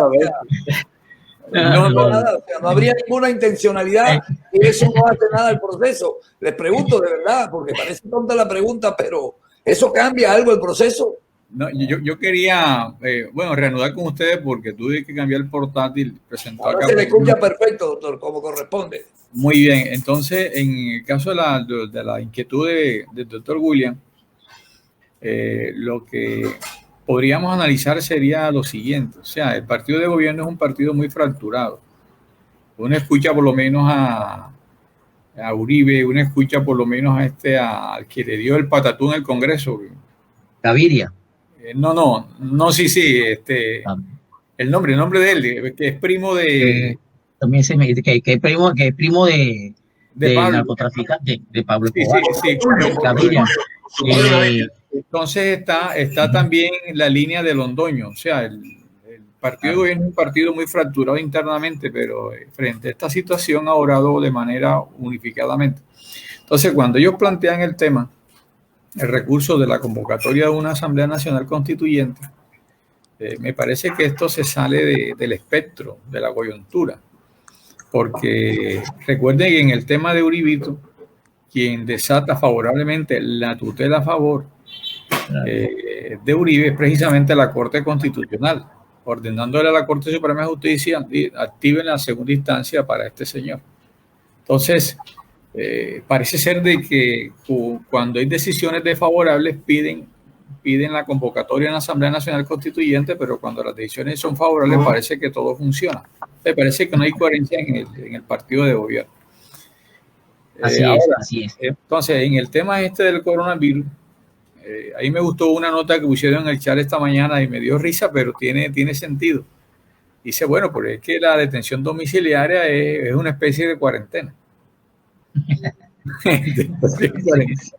Yo quería acotar.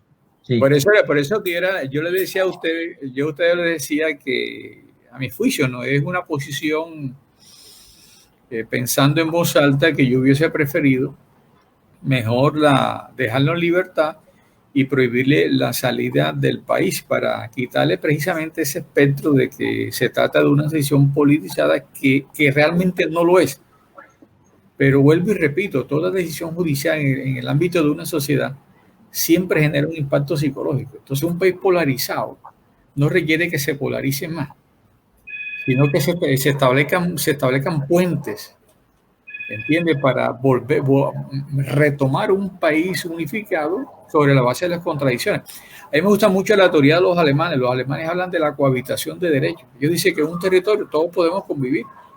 Los socialistas, los neoliberales, los socialdemócratas. Y ese pensamiento a mí me agrada mucho porque en el mundo es un sistema de creencias. Yo les voy a comentar ligeramente la historia de lo que pasó allá en Uganda con una mujer muy interesante de nombre Inmaculée. No sé si ustedes conocen esa historia. Llegaron los Tutsi, llegaron a una comunidad racial diferente a la de ellos, que eran los Tutsos, y cogieron a fuerza de machete y a garrotazo lo eliminaron casi toda esa especie racial. Entonces Inmaculée fue una mujer que logró conservarse con vida porque ella logró escapar y esconderse en un baño. Entonces ella nunca la detectaron. Entonces cuando ella estaba en el baño, ella escuchaba los alaridos de su papá, de su mamá, ay, o sea, de la palera que le estaban dando y los machetazos. Entonces, pero ella experimentó, después del silencio, y estando atrapada en el baño porque no podía salir, ella experimentó que cuando pensaba en el rencor, pensaba en la venganza, ella afirmaba de que el estómago, o sea, los órganos abdominales se le alteraban notablemente. Y entonces eso no la dejaba en paz. Ahí fue cuando ella entonces entendió el tema del perdón. Entonces, ¿qué hizo Inmaculée? Inmaculée cogió y solicitó una autorización de la cárcel donde estaba uno de los autores del genocidio para irlo a visitar, y efectivamente le dieron la orden para irlo a visitar. Y cuando lo encontró frente a frente, lo primero que le dijo, mira, yo soy Inmaculée, yo soy una de las sobrevivientes de mi raza que tú mataste, pero yo vine aquí para que me explicaras por qué lo hiciste. Entonces le respondió el genocida, mira, lo que pasa es que yo desde niño, aún desde que estábamos en el vientre materno, a nosotros nos dijeron que la única raza pura era la de nosotros. y que la de ustedes era una raza impura. Entonces, ese tipo de que, tomando el tema de las creencias, las personas hoy todos nos movemos sobre la base de creencias. Entonces, ellos matan a otra especie racial porque ellos vienen con unas creencias. Así es en la política, así es en la filosofía, así es en la religión. O sea, todos los que estamos aquí en el programa estamos atrapados de creencias. Los uribistas están atrapados en una creencia. Los izquierdistas están atrapados en otra creencia. Los académicos estamos atrapados también en nuestras propias creencias. Entonces, es un tema de creencias. Uno responsabiliza de todo lo que pasa en este mundo de lo que tú estás viendo allá afuera. No. Nada de lo que acontece allá afuera es responsable de nada. La responsabilidad tuya y mía parte de adentro, tu sistema de creencias. Y tú lo proyectas hacia afuera. Por eso es que desde la época de los filósofos griegos, como Platón decía, el mundo que tú estás viendo allá afuera es la representación gráfica de lo que tú estás pensando, de lo que tú tienes en la mente. Entonces, de nada vale transformar lo que está allá afuera si tú internamente no te transformas. Ok, hay una pregunta ahí. Una aclaración. Perdón. Bueno, aclara después. Dime. No, porque la aclaración es cortica. Lo que él hablaba de los Tutsi y los Husi no sucedió en Uganda, sino en Ruanda. En Ruanda.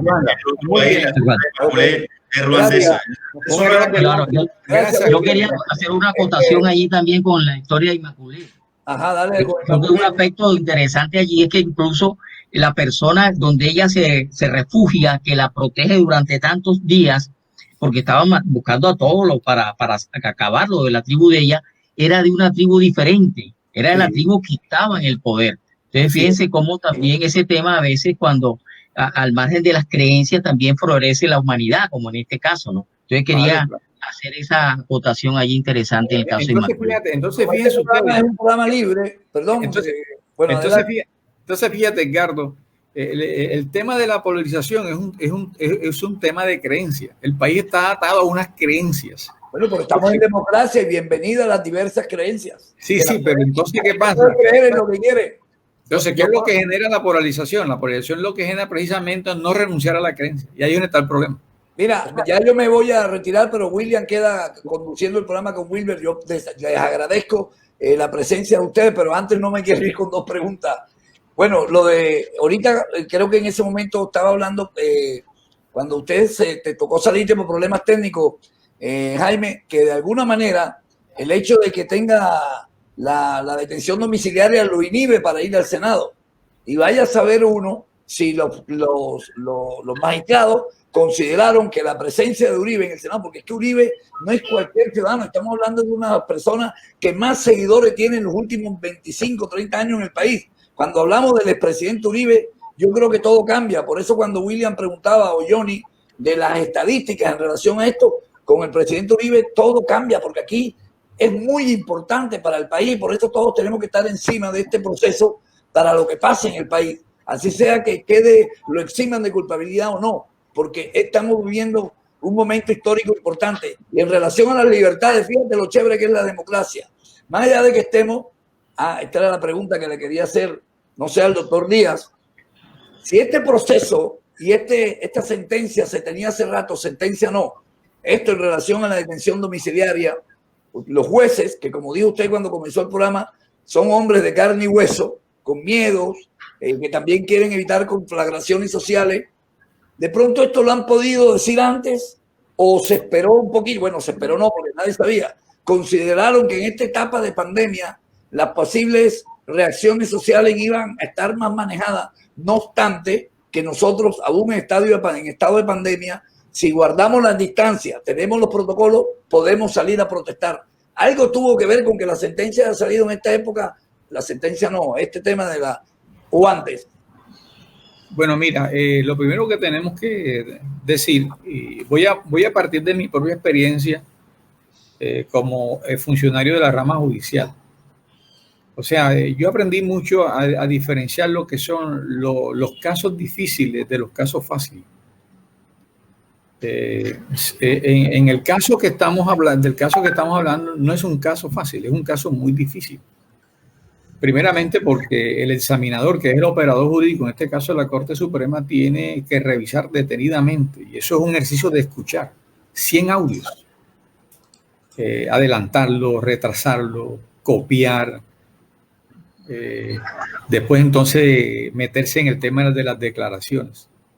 Es un tema es un caso muy difícil, primero por el actor, un expresidente de la República, un senador de la República, un hombre que en Colombia fue el único que se ha dado el lujo de reformar la carta política para ser reelegible del 2002 al 2010, después de imponer un presidente como Juan Manuel Santos que salió de pelea con él y tener la base sólida de soportar a Duque. O sea, no es cualquier personaje. Cuando yo decía que lo primero que tú tienes que tener en cuenta dentro de un juicio de valor es aceptar la realidad. Y aceptar la realidad implica de que tú reconozcas a tu contendor como un hombre que tiene opinión, un hombre que es un político y en segundo lugar es un hombre que se ha sabido defender. Es una realidad que no la podemos conocer independientemente de los recursos que haya utilizado. Esa enseñanza tenemos que tenerla clara. Aceptar el hecho real tal como es. Eso no quiere decir que tú lo estás aceptando porque tú seas un indiferente frente a esa situación, sino que eso te da pie para valorar la situación, para armar entonces discursos alternativos, que es una cosa completamente diferente. ¿Estamos? Ok. Yo parto de esa presunción que vive con todo lo que usted ha dicho. No, y Will, ya para dejarte, porque me están llamando, el hecho de que esto se dictó en este momento, en época de pandemia, era una manera de evitar de pronto una reacción social. No, esa parte sí era que me faltaba, que se me fue de pronto. Entonces, ¿qué ocurre? Yo pienso todo lo contrario, que si la pandemia no arranca el 24 de marzo, yo estoy casi convencido de que la sentencia hubiese salido a más tardar en mayo o en junio. ¿Por qué? Porque lo que hizo la pandemia fue precisamente retardar el decurso normal del proceso, dado de que pasamos de la presencialidad en las audiencias públicas al debate virtual. Y entonces no hay audiencia un día, por ejemplo, si se va la luz en el despacho del investigador. Ese día no hay audiencia porque hubo un problema eléctrico en Bogotá, o entonces hubo un problema eléctrico en la casa del investigado.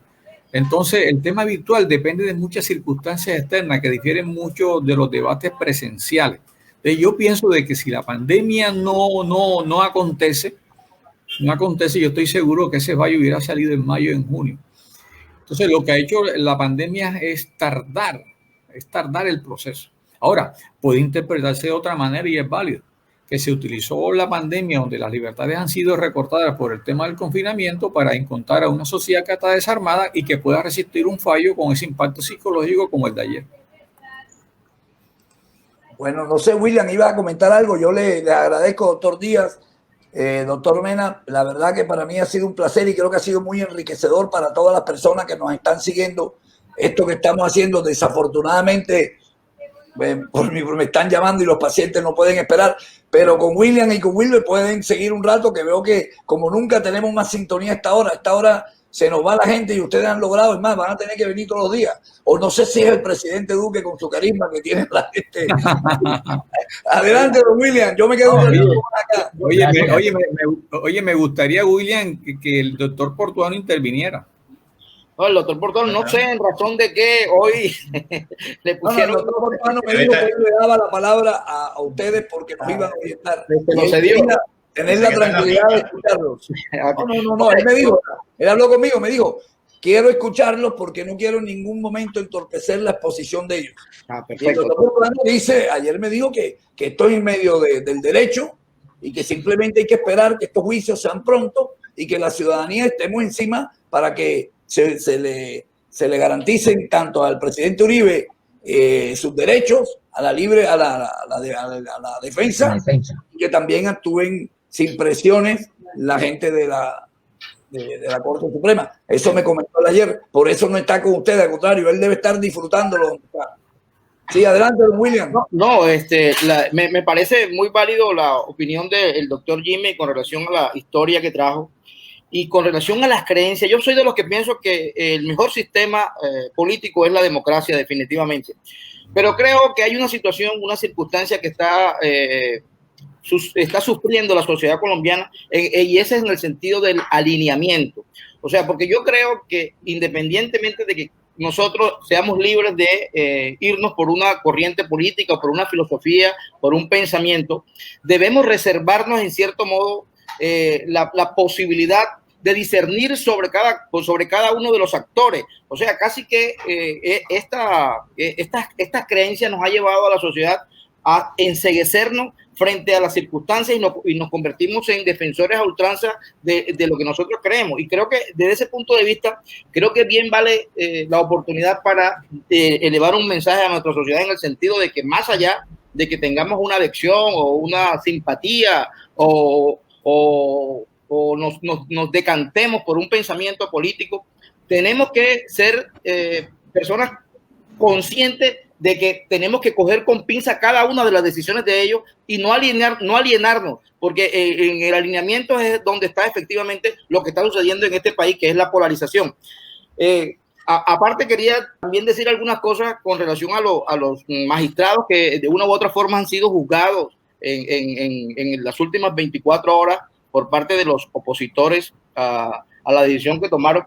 Y yo quiero decirles que este es un proceso que tiene aproximadamente 9 años de estar investigando. O sea, no es una decisión que se tomó a la ligera, ni que se tomó ayer, ni hace 15 días. Es un proceso que tiene bastante tiempo. Lo que pasa es que desafortunadamente, de pronto, el sistema de justicia nuestro no cuenta con algunas herramientas para hacer un poco más acelerables los procesos.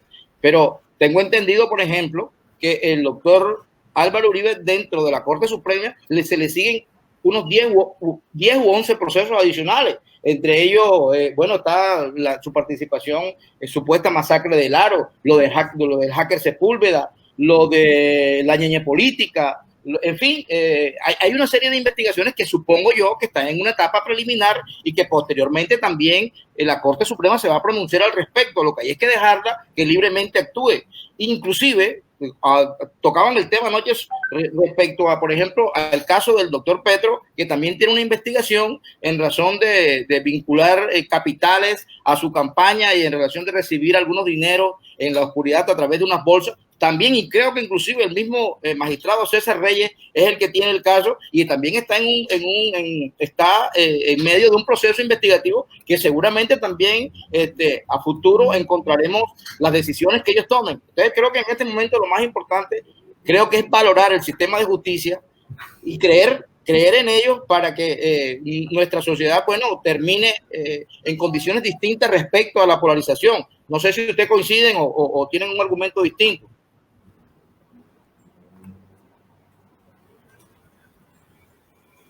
Oye, se fue el colega penalista. No lo veo. Vamos a comenzar ahorita con él. Se fue. Sigan ustedes, caballeros. Sí. Sí,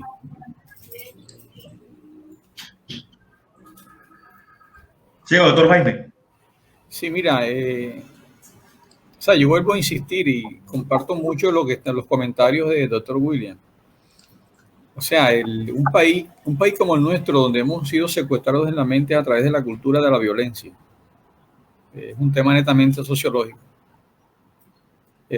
Nos ha costado trabajo de salir de esos discursos y por tanto salir del discurso de la polarización.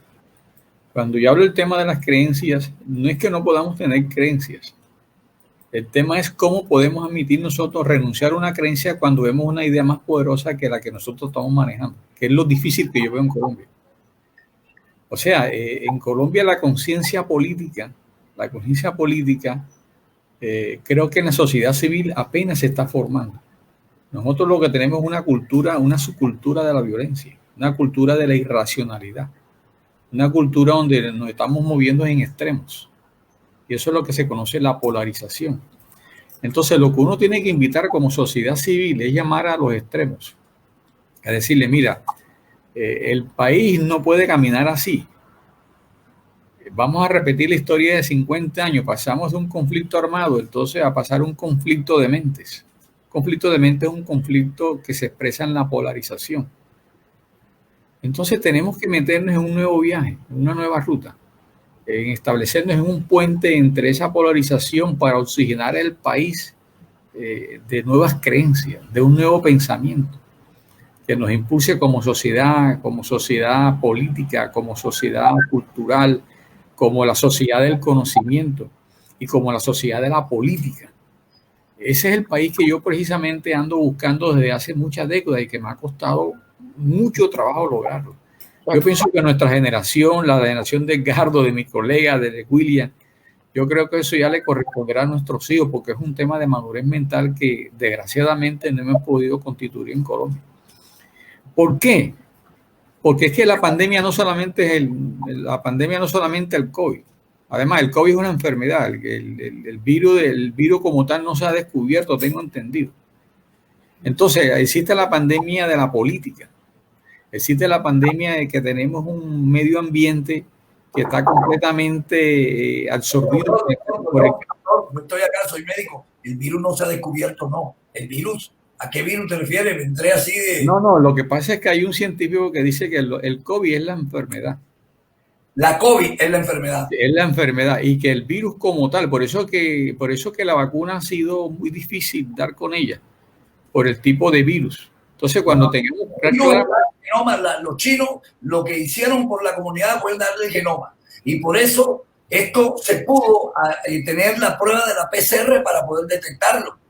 Bueno, pero eso es una versión, eso es una versión de una corriente de científicos que se está confundiendo el nombre de la enfermedad con el virus. No, la enfermedad es la COVID. Exactamente. Bueno, pero eso no es el tema de hoy, es el tema de hoy. Soy médico lo que estamos tratando es de que no solamente existe la pandemia política, sino que existe una pandemia de los grupos económicos, que son los famosos grupos de presión que están alrededor del Congreso presionando para que esta ley sea promulgada y que esta ley y que este proyecto de ley se archive. Por ejemplo, el Estatuto de los Trabajadores, que es el 53, la Constitución Política tiene más de 25 años y resulta que ese artículo no ha podido desarrollarse. No ha podido desarrollarse porque los grupos económicos, que es una pandemia, lo ha imposibilitado. Igual acontece con el tema del medio ambiente. Estamos viviendo un calentamiento global y estos cambios de temperaturas intempestivos y esto está generando muchas muertes en el mundo. Ese es otro tipo de pandemia. Tenemos la pandemia en materia de salud, existen varios tipos de pandemia. Entonces, a lo que yo llamo la atención en este espacio es precisamente si nosotros no nos metemos en el centro de la pandemia, que son el centro de las decisiones políticas, nosotros vamos a estar atascados. Es que estamos muy atascados en Colombia y en el mundo. Yo decía hace rato de que algunos amigos de que mientras que en Europa se discuten la posibilidad de partidos verdes para proteger el tema del medio ambiente, acá estamos pensando todavía en la guerra. Estamos pensando si el proceso de paz es bueno o es malo. Estamos pensando en tumbar el proceso de paz con la FARC. Eso es un contrasentido. Doctor, no sé, yo creo que efectivamente lo que usted señala es una realidad, el tema de la polarización. Y creo, desde mi punto de vista, que ese tema de la polarización de la sociedad en alguna medida es un proyecto de poder político, de mantener determinados sectores políticos en ese poder. Porque mientras estemos divididos y pensando en bandos políticos como se ha hecho desde antaño, desde la guerra de los 1000 días, pasando luego por la violencia y la etapa de toda esta violencia que tenemos, que no es de 53 años, sino de mucho más atrás, eso tiene que ver con que precisamente esa polarización se ha utilizado para mantener a la población civil en un estado de división y no pensar en que podemos buscar una sociedad diferente a la que vivimos. Y entonces se ha desarrollado toda esa cultura de la violencia. Y como ustedes bien lo señalan, es un tema que es una tarea muy larga, muy ardua, pero que desde luego pensamientos como el suyo, por ejemplo, sientan las bases para poder ir abriendo una perspectiva diferente. Yo estoy totalmente de acuerdo con usted. Mientras nosotros no derrotemos esa polarización y pensemos como sociedad y en el futuro como sociedad, realmente vamos a mantenernos en las situaciones precarias que estamos desde todo punto de vista, ¿no? Político, económico, social. O sea, usted lo señalaba, en Alemania comentaba, podemos convivir diferentes creencias, diferentes puntos de vista. Listo, y lógico, porque ellos ya superaron esa situación que vivieron, por ejemplo, con la Segunda Guerra Mundial y les dejó una enseñanza y asimilaron esa enseñanza. Y nosotros somos duros como para asimilar toda la tragedia que hemos vivido y cambiar de chip, por decirlo así, y pensar de manera diferente, para pensar como sociedad. Entonces, quería acotar eso allí. Así, fíjate, en Europa por lo menos... Les quería hacer una pregunta porque me volví justo por eso.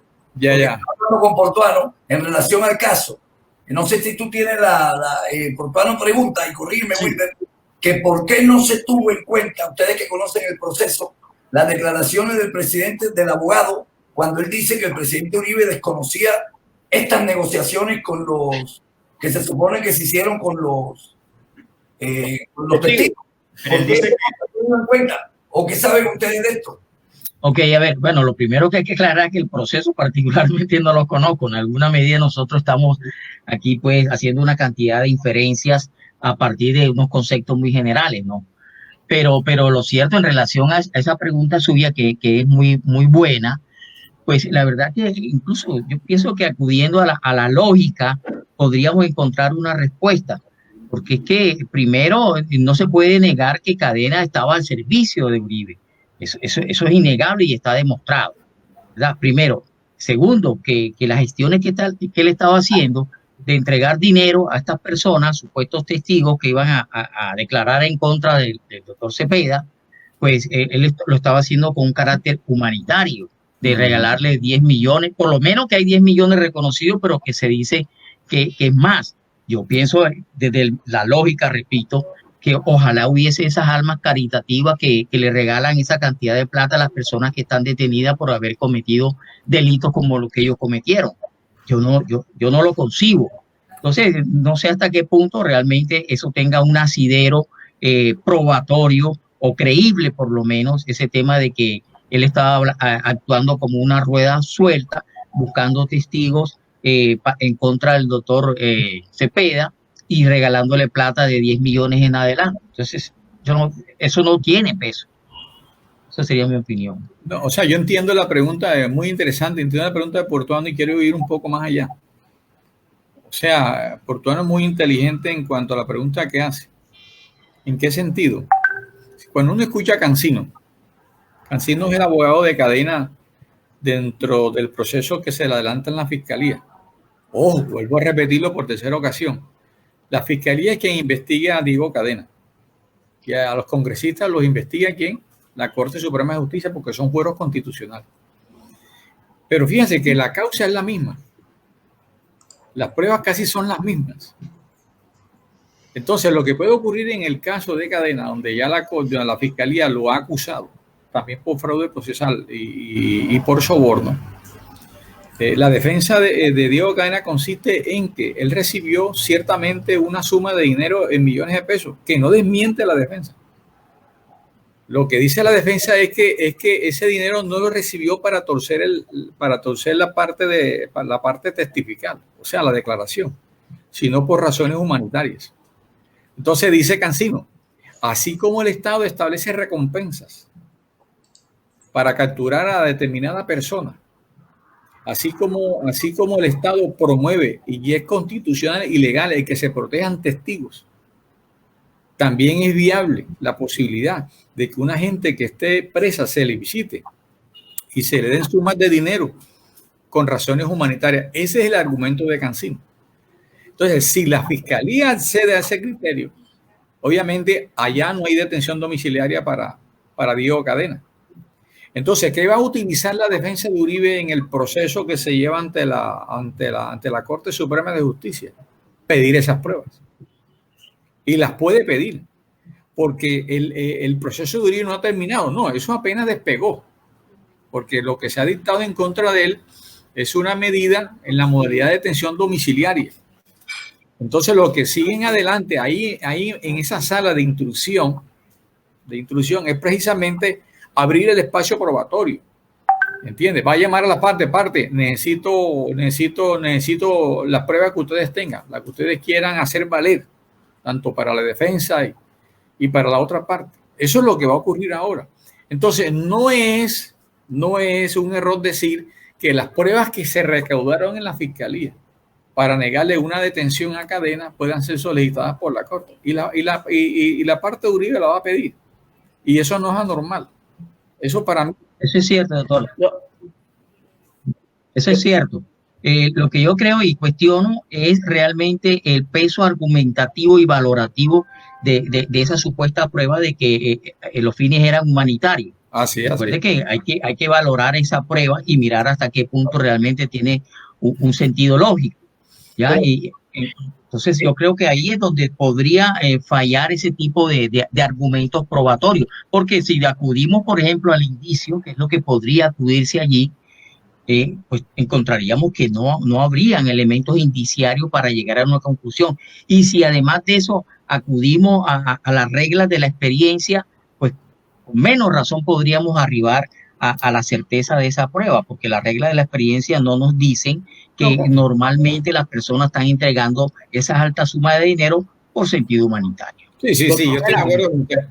Pero fíjese usted que el doctor Cancino está tan confiado en su argumento que se atrevió anoche, por ejemplo, entre las diferentes entrevistas que le hicieron, a descalificar en cierto modo la defensa del doctor Uribe respecto a estas pruebas. Él considera que las pruebas que él tiene y que va a llegar a la Fiscalía General de la Nación son tan contundentes que efectivamente no le va a quedar otra alternativa al juez que precluir la investigación. Y en ese sentido él descalifica un tanto a la defensa del doctor Uribe, pues considera que con ese mismo argumento él hubiese conseguido ante la Corte Suprema de Justicia que un fallo, una decisión diferente por parte de la Sala de instrucción. William, claro, pero eso no es extraño, precisamente a los abogados le pagan para eso. Claro, sí, correcto, así es. Así es. Él está vendiendo su teoría del caso. Claro. Él está vendiéndola y entre otras cosas, o sea, tampoco es descabellado que pueda haber una decisión diferente realmente. Claro, eso es fácil, ahorita lo comentábamos, porque son dos jurisdicciones diferentes, son dos jueces diferentes y pueden valorar de manera diferente. Así es. Eso no quiere decir. Por eso que la pregunta de Portuano tiene mucho peso, es muy... Claro que sí, y muy oportuna, así es. Así es, correcto. Bueno, son las dos. Bueno, mis hermanos, yo sí me tengo que pedir porque no han almorzado.